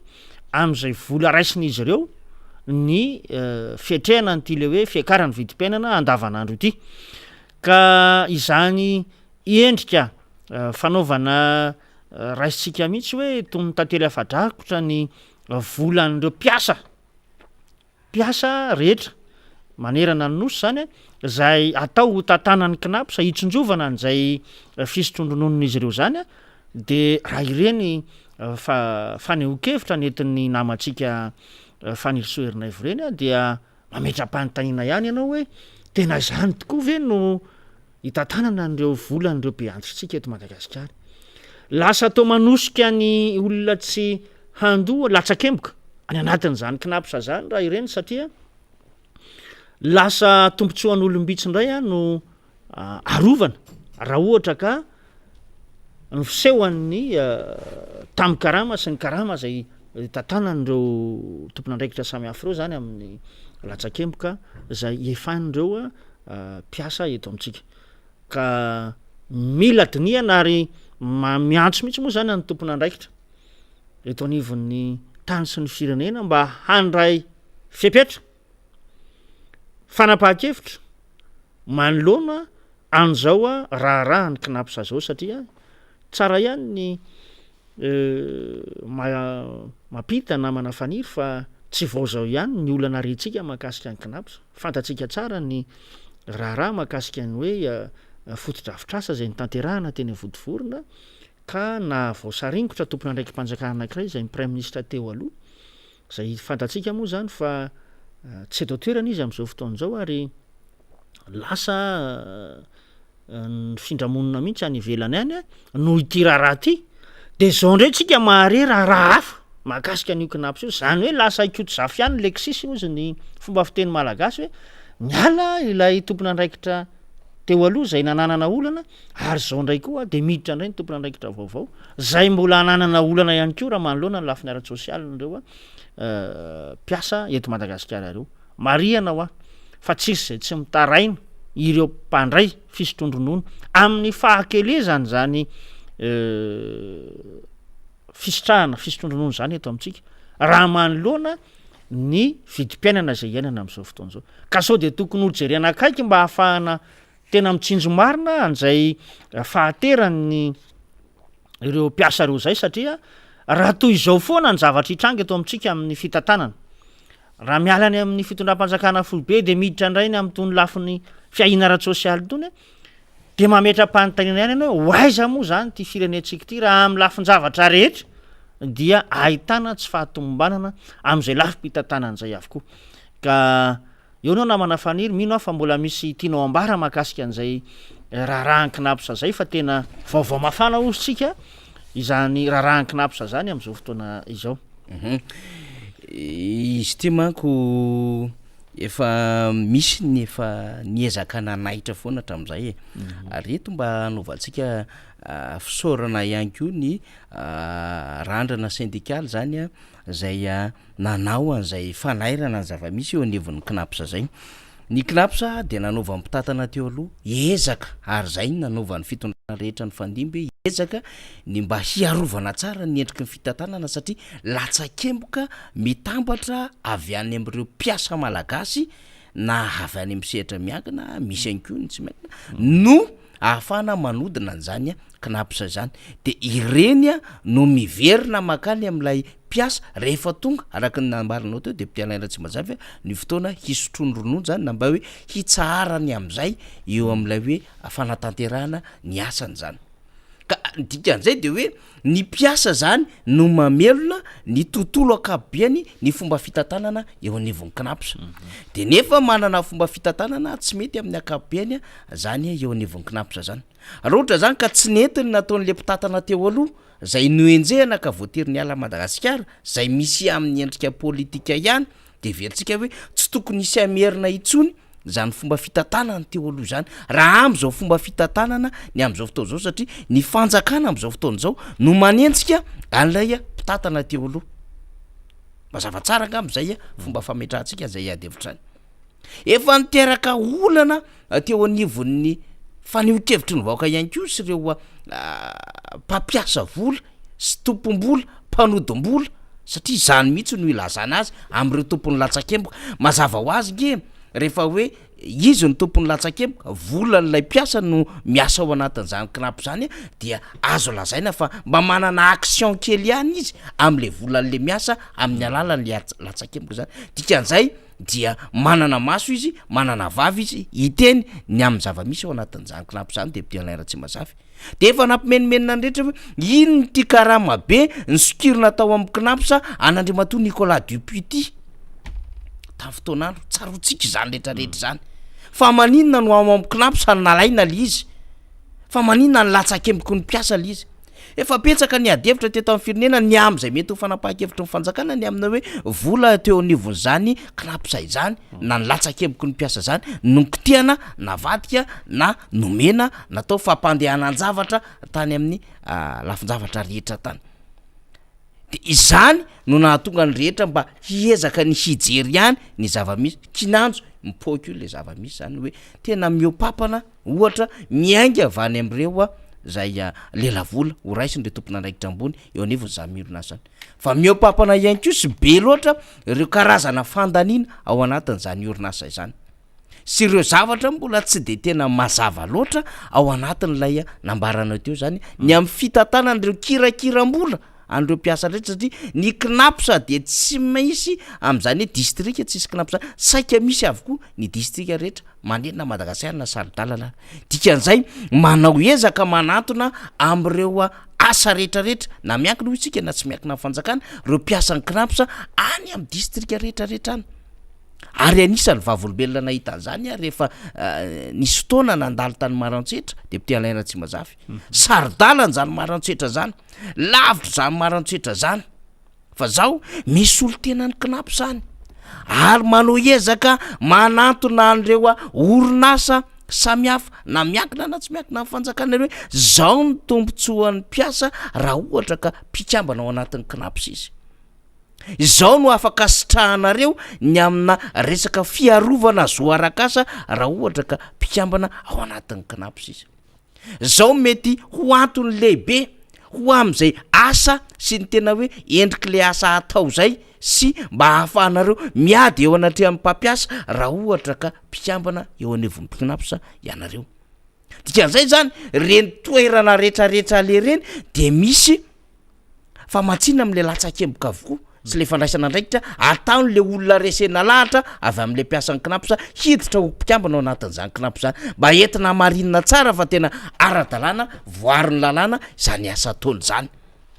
ary zay mahatonga de mitealaina tsy mazafy mahatonga le hoe rehefa miasa eny anivon'ny sehatra rehetrarehetra eny de ozy izy ny olona matetika na de tsy misy mahafantatra ihany azy ndraindray le tena fehezan-dalàna amin'ny fiasy le endrikendriky le lalàna le hoe mbola tsy nahazo kinapsa siosy ty zay na hoe mbola sy tafiditra kinapsa siosy ty zay fa manomboka tonga eny ambavany olona le izy ny amin'ny hoe voaro ara-pahasalamana izy sy voaro araky ny zony ho am'izay tena hoe mba mpiasa ara-dalàna hiany izy rehefa mba tafiditra tsara ao anatin'ireo sehatrasa roa lehibe reo zay miaro azy zany de erinefitsika rehefa maheno trangan-javatra ohatran'izao de mba taitra ihany ny ampon'le vahoaka malagasy ny amin'ny hoe misy de tena mieritreritra mihitsiny zany azo atao no manodina azo atao manao fandaniana miopampana ary azo atao ny mangalatra angambana eto Madagasikara de manao zay tiany atao satria malemy ve le vahoaka malagasy de manao zay tiany atao ny amin'ny hoe tsy mahateny ve mle vahoaka malagasy manao zay tiany atao satria tsy mahajorotsolo ve le vahoaka malagasy tsika eto tsy mbola manameloka fa apetratsika fotsiny nisy anototantaratasy ohatran'izay ny voaka fa anoka fanadiadina zany ho an'izay nahare zany amina trangan-javatra ohatran'izany sokafo ny fanadiadina ataovy zay mety ho anton-javatra rehetrarehetra hoe inona no mety ho antony zao fandaniana miopampana rehetrarehetra satria raha nitatsika de mtenairatsy maza toa nisy any antotantaratasy nampiarahany zay namoakan'le antotantaratasy zany mahakasika an'ity rehetrarehetra dikan'izay mila sary-piaro ny rehetra satria mba hanisany andro lehibe mba tena mandroso am'izao fotoana zao zany fitantanana mpiasa amin'ny alalan'ny kinapsa zany fanampin'izay namana faniry tsara ihany ny manamarika amintsika ny hoe manahoana sy manahoana moa ny habean'izany tetibola tantanany kinapsa zany ao anatin'ny taona iray raha araky ny loharanom-baovao vao raintsika de manodidina amin'ny 311 milliards d'ariary izy raha ny taona lasa zany hoe ny taona 220 sy 20 ary everina amin'ity taona 220 sy 20 ty fa ho tafiakatra hatrany amin'ny 425 milliards d'ariary ny latsakemboka zany na ny chiffre d'affaires ho tafiditra ho tantanany zany kinapsa zany fantatsika am'zany zany fa tsy vola kely ny tantanany ty kinapsa ty ka mahalasa saina ihany ny raha naheno an'ireny trangan-javatra reny tsika amin'ny fahitana hoe fikatsahana tombontsoa miopampana ho an'ny mpitantana an'izany kinapsa zany zay hitatsika sy rentsika ihany koa ny raharaha momba ny mpitantana zany hoe ny tale général ny kinapsa teo aloha zay rahantsika malala fa tsy eto toerana koa izy am'izao fotoana zao mahakasika an'izay mbola hoe endrika fanodikodonam-bola sy ny sisy zay tao anatin'ny kinapsa ka moa ve zany tena tsisy vahaolana mba hazonyity fitondrany ty na ireo tompona ndraikitra mpanaramaso andreny fitantanana ny volam-panjakany reny atolotra ho an'ity kinapsa ty satria dia faty antoka lava zany no tazana am'izao fotoana zao miseho amina endrika fanodikodonam-bola miseho amina endrika fitadiavana tombontsoa miopampana sy ny tombontsoa manokana isan-karazany ao anatin'izay fitantanana ny kinapsa izay ka eto zany de mitarika ny mpandola-tsakemoka ho izy io any any fahalainana satria raha ratsy tantana kosa raha le vola zay esorina amin'ny karamany satria alaina amin'ny karaman'ireo mpiasa reo nge ny latsakemoka any zay arotsaka ny anivon'ny kinapsa ho tantanany kinapsa ahoana kosa moa raha izy akanao ny vola isam-bola na oarotsako amin'ny kinapo sa nefa ny fitantananao an'izany volany zany a de ao anatina gaboraraka sy atao hoe tsaradrarina de zay nisy tomako ny saintsika hoe oka kosa ampy zay anaovanay antsoava amin'ireo tompony andraikitra rehetra zay tokony anao fanady adiana makasika ny tirarahan'ny kinapo satria fa vahoaka anatapitrisany no iarany zany hoe antsotray zany am'izao fotoana zao amin'ny fampiasana any hoe latsakemboka zay narotsany any amin'ny kinapo zay io eto zany de apetratsika mazava tsara misy deputé Alain tsy mazafy hoe resaka kinapo sy io raha tokony io zany a rehefa mivokatra ireny raha de tokony misy manokatra fanady adiana zany tofisy makasika amina trangan-javatra ohatrandreny manamarina na tsy ny amin'ny hoe famarinina nylay vaovao zay navoaka zany ny am'ireo fisiny reo antota taratasy samy hafa zany fa ny anahirantsika fotsiny de hoe ohatrany hoe zary rehefa mahazatra ary zay ho ny anahirantsika mivahoaka amin'ny akabeany hoe raha miresaka jirama antsika nandrity fitonam-panjakana ty de zay mihitsy ny zavatra nitranga reo fanomezana mpitombotso miopapana tamin'ny alalan'ireo prime de performance na prime exceptionnel tao anatiny zany orinasa jirama zany amina miliary zany ary raha tsy diso ny fahafantarantsika ny lafin-javatra maro dia mbola mandeha anoany zany adevitra zany am'izao fotoana zao akoatra n'lay raharaha teo aloha ny am'le hoe misy vola teo anivon'izany orinasa jirama zany tokony hanatanterahana tetikasa tsy totosy atsakany samihafa tesitra amin'ny banque mondiale nasainy namerim-bola ny mpitatana tao anatin'izany orinasa zany tamin'ny alalan'ny fanjakana malagasy ihany koa zany fifampiresana zany satria an'ny fanjakana malagasy ny orinasa jirama amin'ny akapobeny zay aloha no azo lazaina fa mpampiasa volam-pitsaka eo fa fatatsika ihany koa marendrika an'ilay orinasa hermady am'izao fotoana zao zay mivadika Madagasikara Airlines resaka transport tsika rehefa aveo fa anisany ihany koa ny endrika fitantanana tao anatiny zany orinasa zany ary mbola nahatonga antsika ho voasazy ihany koa teo amin'ny setrarezam-pirenena ka ny tataovana vola be ny amin'ny hoe manome vola ana kompania hafa isika ao anatin'izay olana teo amin'ny fitantanan'izay mbola voaingana kely ihany koa tsika nahita hoe mba mitaky ny anjara vola ny teo anivon'ireo entreprise zay mpanao ny fikojakojana ny lalana amina miliara tsy fakahitany zany lela vola zany ary voalaza fa nisy hoy ny tompona andraikitra ny amina hoe asa tsy vita nefa kasaina ho aloha vola nisy ho ny sasany faktura tsy misy akory le asa kanefa tedavina aloha vola fa misy ihany koa ny sasany faktura zay ara-dalàna kanefa mila marinina zany dikan'izay ny zavatra tsy milamina tao anatin'izany fitantanana ny fond d'entretien routier na ny fond routier am'izao fotoana zao de farany teo hitantsika tsara député Alain tsy mazafy ny amin'ny navoaka ny cour des comptes fa misy tsy milamina ny fitantanana ny covid-19 sombony santionany zany resantsika zany de atram'ireo vina ary ty Madagasikara ty no ahitatana am'ireo sehatrasa rehetrarehetra na projet na orinasa eto amintsika ary atram'ireo vina no tsy angala-bola itsony ny mpitatana zay apetraka amina sehatrasa samihafa sombony zay ny resantsika zay fa tsika tsy mbola mitantarany am'ireo tompona andraikitra marobe zay mety hoe hiarany fanenjehana amina resaka enrichissement illicite amina resaka avoira amina resaka lafin-javatra maro zay mety hoe any amina direction régionale na DAF zany na andraikitra samihafa ka misy hiarany fanenjehana ara-pitsara no zay resaka fitantanana tsy mahomby zay de zany mahatonga ihany koa mahabankropitra am'le firenena ka tony zany raha mipoko tony raha rakinapsatony de io tsika mahita hoe iza daholo ny voasaringotra anatin'ny zavatra ohatran'izao itony raha fera tony zany raha tena mipoko tony député Alain tsy mazafy ny amin'ny fomba nitantanana vola rehetrarehetra tao de manahirakirana ihany satria amina miliary ary entreprise anjatony no voakasiko anatin'izany raha zany ary raha mipoka koa ty covid-19 ty le mipoka resantsika zany raha mitatra mandeha lalilalina kokoa ny fanadiadiana sy ny mety hoe procédure rehetra ao arina ny fahafantarana fa miiba na negativa na hoe tsy ara-dalàna ny amin'ny régularité sy ny sisa zay resana de manahirana zany de zay ny tenenantsika hoe mila vahoaka malagasy mijoro am'izao fotoana zao mila vahoaka malagasy sa am'izao fotoana zao ary mila gasy vahoaka malagasy afaka tena mba heritreritra no avy le taranaka am'izao fotoana zao raha ohatran'izao ny zava-misy fa zany aloha de efa mba misy mahafinaritra eny misy mahasamyteny zany fa tsy hoe mipetrapotsy ohatra ny zavatra amseho ihany ko am'izao fotoana zao tia de efa misy nitondra fanamarena tena tambajotra sosialy ny hoe afaka melony fotoana ny volany teo anivon'ny BFV mialatsiny tsika manonona an'le anarana tena alefa ny teo mihitsy hoe ty le tike ty le izy tsisy volantsony ao anatin'le compte zany hoe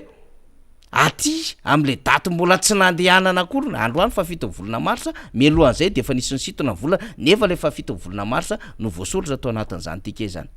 ary efa nisy anko ampahan'olona maromaro nefa mitantara ny amin'ny fomba fikirakirana ny volana ao anatin'izany banky zany de mba hanairana ihany re tompoko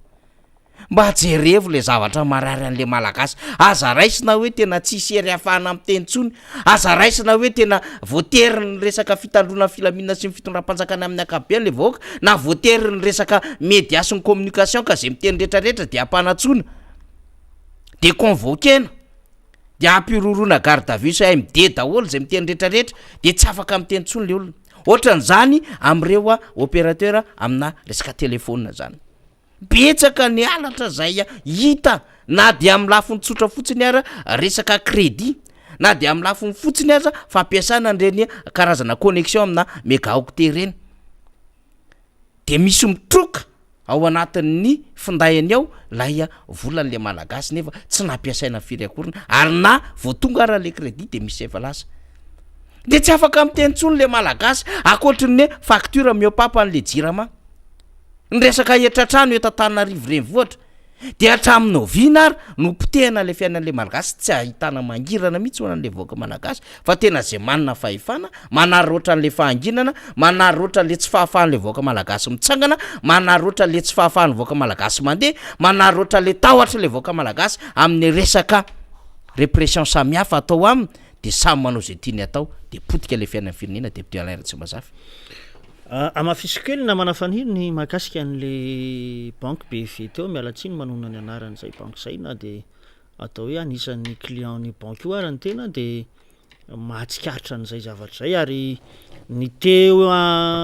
ny olona teo alohako mihitsy ndray andro no tratran'izay olan'izay hoe naka vola tamin'ny alalan'ireny carte bancaire reny izy eny amin'ny DAB zany na ny distributeur automatique de billets ny zavatra nitranga de zao hoe nijery ny solde izy aloha ary ny composé avy hatrany amin'ny hoe vola zay tokony hosotominy fa ny vola tsy nivoaka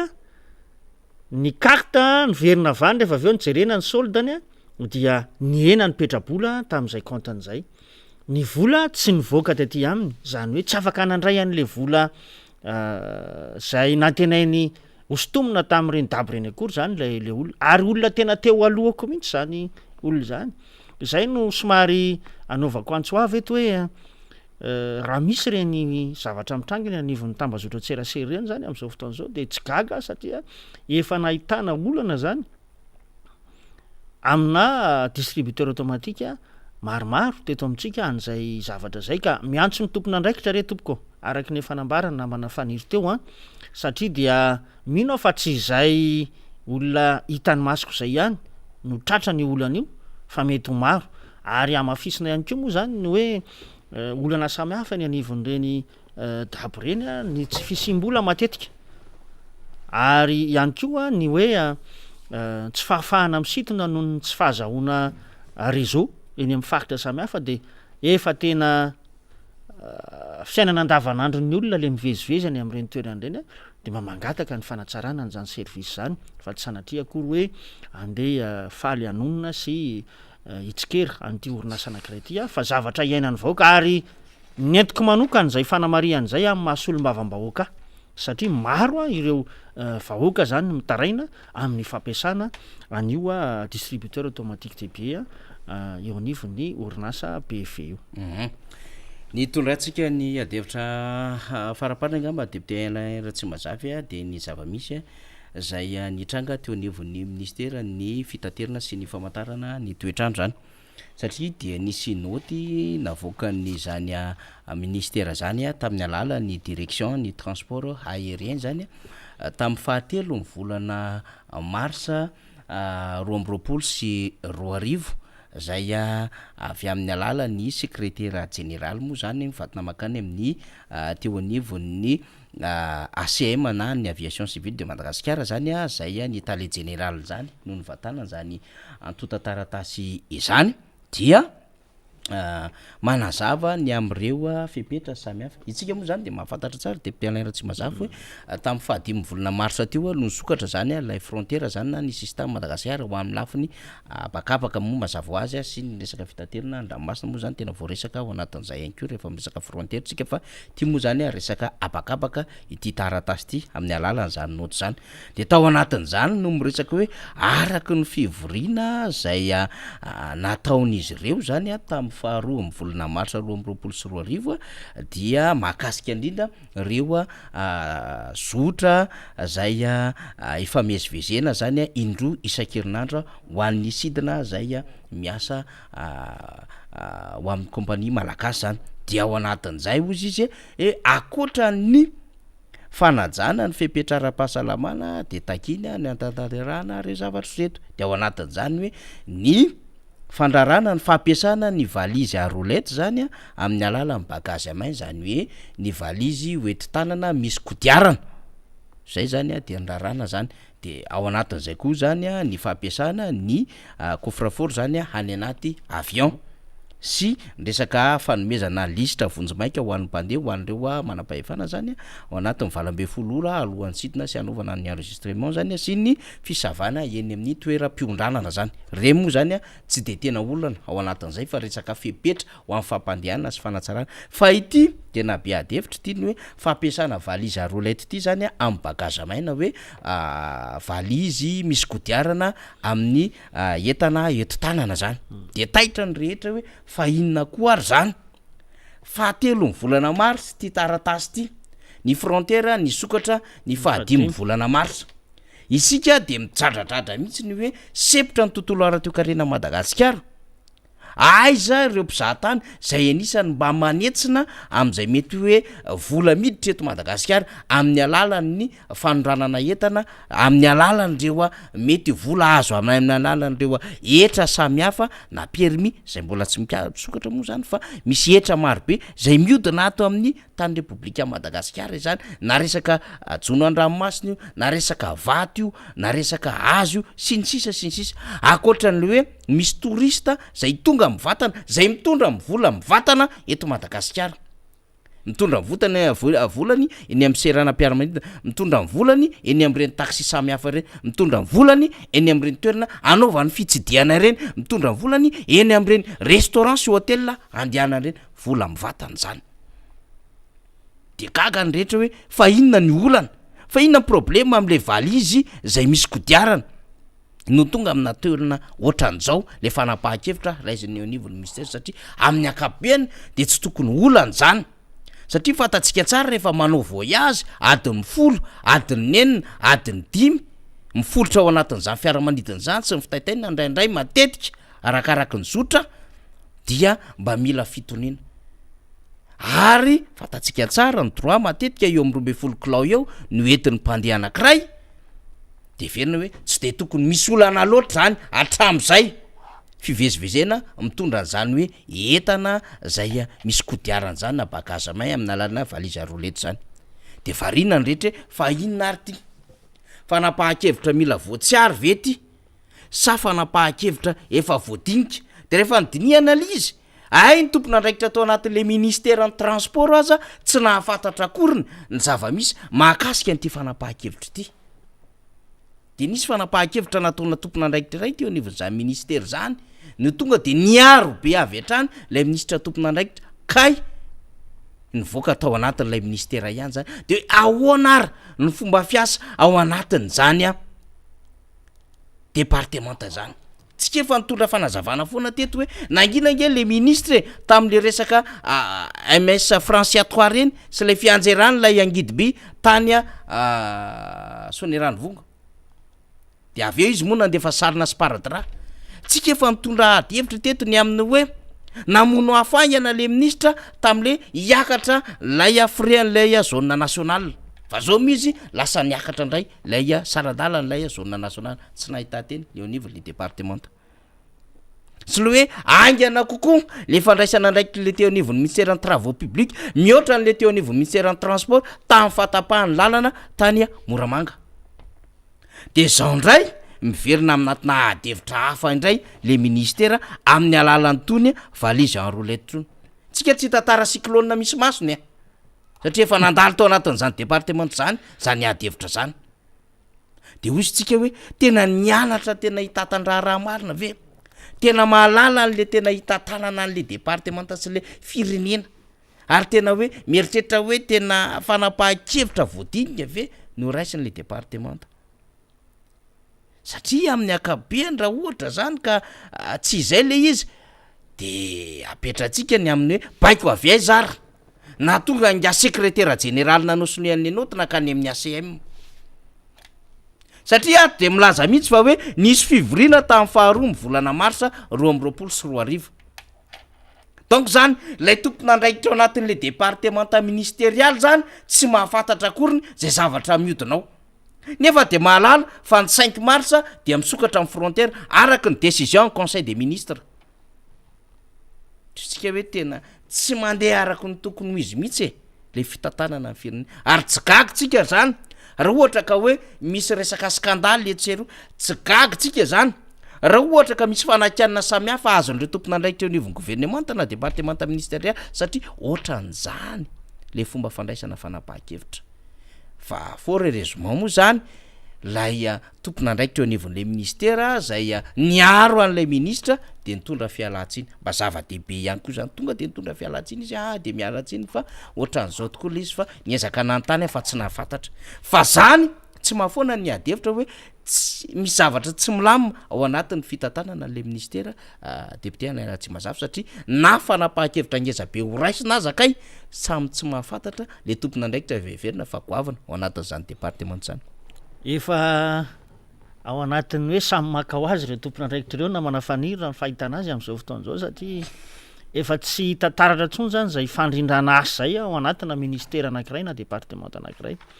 Fatatsika moa reny olana samihafa ny anivona département samihafa reny scandale isan-karazany de miteraka ihany koa zay savorovoro amin'ny lafim-pitantanana rehetra fa ny zavatra somary nanaitra koa na manafaniry tamin'ilay taratasy zay navoakan'ny secrétaire général teo de le hoe noho ny fanajanany amin'ny lafiny ara-pahasalamana ny bagage amay ve dia misy ifandraisany amin'izay le fanajana ny lafiny ara-pahasalamana zay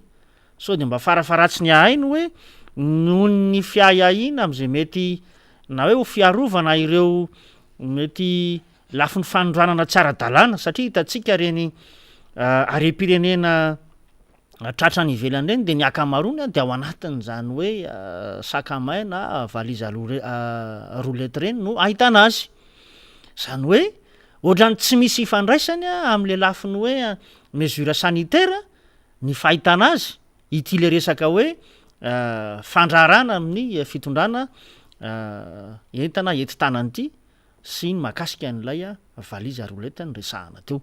zany tokony dinihana tsara ihany malohany amoahana n'ilay note salam reny satria de maro ny voakasika ary maro ihany koa ny voatotoany indrindrindra moa araky ny resahana teo ny hoe nisehatry ny fitaterana ny anabakabaka zany de anisan'ny nisedra olana goavana noho ny fandalovan'ny aretiny ary ny sehatry ny fizahatany indrindrindrindra de fantatsika tsara fa maro amin'izy ireny ara no efa niova asa mihitsy nohony zay hoe naharitra loatra ny tsy fidirany ny mpizahatany zany teto Madagasikara de akehitriny zany de satria ity zavatra ity de tsy ho atsika ato anatin'ny hoe fivezivezena anatiny ihany fa ny fidiran'ireo mpizahatany avy any ivelany zany raha hidiny eto amin'ny serana mpiara-maniditsika raisam-pirenena ihany-vato ohatra dia anisan'ny voakasika ity raha ity de ataoko fa ilaina jerevana akaiky zany ary ilaina ny fandrindrana ny asa satria lasa misavorivory be ny ihany ny sehatra asa samy hafa eto amintsika noho izay tsy fitovim-pijery na tsy fitoviana fandraisana fanapahan-kevitra zay eny fa na dia anisan'ny voamarika tao ara le hoe taoriana ny fivoriana izay natao tamin'ny 2 martsa de hitatsika fa misy tompony andraikitra zany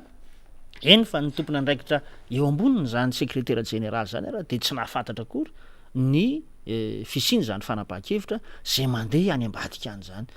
de fa hitatsika am'izay a tsy firindrana eo amin'ny sehatrasa eo anivon'io départementa ministériel anankiray io ny vondron'ireo mpandraraha malagasy moa zany na ny gem député Alain Tsimazafy no nanao fanairana tamin'ity raharaha ty ny amina hoe miteraka olany zany satria de anisany ao anatin'le isokafan'le frontière misy tampoka an'izany de voaelingela ihany ny asa fizatany satria ao anatin'ny vondron'lay mpandraraha malagasy de misy no misehatra anatin'izany hoe asa fizahatany zany sy le hoe fisavana mialoha ny fotoana mahakasika indrindra amin'ity fanapaha-kevitra ndraisin'ny ministera ty fa natao anatin'izay aza de betsaka ny nametraka ihany ny olana koa tamin'ny fepetra ndraisin'ny fanjakana ary betsaka tena tsy hoe betsaka ihany fa tena betsaka no menimena ny amin'ny hoe fa andoavam-bola manodidina any amin'ny 25 € andreo anaovana testa zany zay miditra eto Madagasikara de rehefa misy indray zany dia mbola mandeha ny filaram-be zay atao rehefa aveo zay hiatrehana an'izany testa zany akoatriny hoe mbola mihiboka valam-be 100 ora de miteraka fandaniana kanefa any amin'ny toerana zay ialany reny malagasy reny any amin'ny aliany any de efa mazava zany ny fisin'ireo antota taratasy fanaovana ny fitiliana sy ny karatry ny fanaovana vaksiny zay elany any amin'ny toerana misy azy fa rehefa tonga eto Madagasikara de mbola misy indray zany lay 25 € fa rehefa iala eto Madagasikara ihany ko de mbola misy indray lefa andiovana 100 000 ariary le manao fanadiadina na io testa PCR na antigénique dia zany miteraka problème fa rehefa aveo mivoaka indray iny izy hoe tsy voatery ilaina indray iny nefa efa lasa eny amin'ny nivon'le laboratoire le vola 100 000 ariary isy ny taraina mihitsy hoe efa mianak'izay tompoko ny andeha dikan'izay 400 000 ariary zany naloha anatin'izay fa voaka aveo ny fanamarina ali izy nge tsy voatery ilaina indray fa tsy mampaninina fa rehefa tena tonga any amin'le toerana iondrana ny andehana n'lay malagasy lay mpandeha koa dia tsy mitaky an'iny zavatra zay natao teto amintsika iny fa malalaka ny fandehanana zany rehetrarehetra zany tena manahirana mihitsy ny amin'ny fomba fiasa eto Madagasikara hoe iza no mibizina amin'iza sy manao inona sy makaiza ny lalan'ny volan'iza sy ahoana de tena tsy haitsika mihitsy le izy hoe tena ara-dalàna ve ao mitondra fanamariana mihitsy hoe mahavariana amin'izy nge rehefa le mandalo amin'le laboratoire de raisina tsoratra fotsiny le izy de manao le testa de arina ry amin'le bac ordure le anina rehefa aveo de soratana fotsiny ohatrany tsy zavatra professionnel tsisy ordinateur tsisy nininy kajiana an'izany de memenina ny rehetra hoe atao iny ty 25 € ty atao iny ty reto 100 000 ariary reto mandeha aiza daholo reo efa olona manjatony nefa no milahatra eo raha totaly ny vola ohatrinona zany rehetrarehetra zany marina fa mametraka fepetra le firenena malagasy fa tsy tokony ho fepetra zay mitaky any anatina hoe lela vola miopapany ohatran'izany fa tokony misy fepetra mifanaraka amin'izay mety ho napetraka reny evanivon'ny masovoany ivelany reny na reny kompania ny ivelany reny hoe zao nenay ny apetraka ay de tokony ampifandraisina amin'izay hoe inona ara ndraisin'le firenena malagasy fa raha ohatra ka efa vita testa ny olona ray miondrana avy ale Charles de Gaulle ny treto Madagasikara mbola angalana 25 € de magaka ihany rehetra fa ahoana ary izy ty tany daholo ane de efa nandeha le fimenomenonina ary tany de efa betsaka nitondra fanamarina akoatran'le hoe tsy ara-dalàna le saran-dalana be loatra 30 millions 25 millions farafamora am'izao fotoana zao teo aloha teo 17-18 millions de FMG zao miakatra midangana be le saran-dalana de iza zany no afaka mandeha de ahoana zany mba fahafahana mivoaka ho an'izay mba te andrato fianarana anao ny asasa zany ny olana amina resaka fitatana satria ve mety hoe andray misy tataka na andray mba malalatrakalaka ndray le lalana aloha de andray no afaka milalao de zay le manahirana an'le hoe rovina no azaka fofombola le endriky le fitondrana amin'ny akabeny satria miteraka fahasorenana ho an'lay malagasy le izy ary tsy fahazakana ihany ko satria tsy voatery azaka daholo amin'izany lela volo zany na de mivezivezy amin'ny fiaramanidina ary tsy mitovy ny fari-piainana député Alain Tsimazafy ya lavalava ihany moa zay netsika teto zay namana faniry noko fa efa mamaraparana ihany tsika amty fandarana miara-manonjy ty ary itona no itondrana ny hoe fakasitrahana sy fakatelemana ao tsika zay nanjoy hatramin'ny farany zany fandarana miara-manonjy zany tamin'ity maraina ity na zany aza nefa dia tsara ihany ny mampatsiahy indrindra ho an'ny vehivavy izay indrindrindra pikatrika ao anatin'ny atokotiky Madagasikara fa araka ny loharanom-bora mbaovaovao eto ampelantananay de rahampitso zany dia atsona avokoa isika ianareo vehivavy marimarina kokoa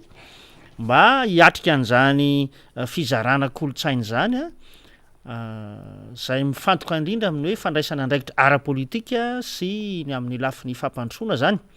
iny abelera no anaovana an'zany etsika izany ho fanamariana ny andron'ny valomarsa zay andro iraisam-pirenena ho fiarovana zany amin'ny hoe zon'ny vehivavy dia tsy latsa-danja am'zany itsika atao anatin'ny atokotiky Madagasikara zay aneo an'zay firaisakina ny vehivavy zay ary indrindra ihany koa amin'ny fanehoana ny fandraisana andraikitra amin'ny lafiny ara-politika sy ny fampandrosoana nyty firenentsika ty satria fantatsika tsara fa mifanometanana avokoa na ny lana ny vavy izay no afahantsika mampandroso an'ity firenena itya dia entanina zany tsika ho tonga ny belera rahampitso manomboka amin'ny 7 ora maraina any izany fotoana izany rehefa misy tompona andraikitra ndray atsikany mba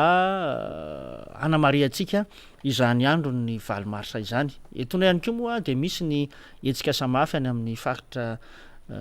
na commune samy hafa any zay mbola ankahirezana ihany koa ireo vehivavy am'izay fanamariana ny andron'ny vehivavy ny valomarsa izay faniry de misaotra ny député alaina tsy mazavitsika misaotra ny député Géry Randriambolaina ihany koa Atsimondrano sy Avaratrano zany resantsika zany niaraka tamintsika tamin'ity maraina ity misaotra ny Rina Rabe Mananjara niara-dalana tamintsika teo devitra hafa indray no etsika rapitso ary adevitra zay hanazavana ny endriky ny lalana zay efa nandehanantsika ka tonga any amin'iny fanapahan-kevitra ny concertation nationale iny adevitra tonga any amin'ny lalany le hoe maninontsika no miady ny amin'ny resaka senisy ny ACC io dia hoentitsika zany ho amarinitsika zany am'ireo zavatra efa noraisintsika sy nandraisantsika fanapahan-kevitra hatramin'izay dia hoentina ao anatin'ilay fandarana rapitso moa zany solomamboaka hafa ihany koa no iara-dalana amintsika mino isika fa dia fanandray ny adevitra fa androany aloha zany atreo no masaka atreo no azona roso fa dia manolotra ny fisaorana sy ny veloma madinidinika masina fanampatenana ho atsika rehetra ho an'ny mpanaraka ny miara-manonja MPS Radio Mada misaotra tompoko.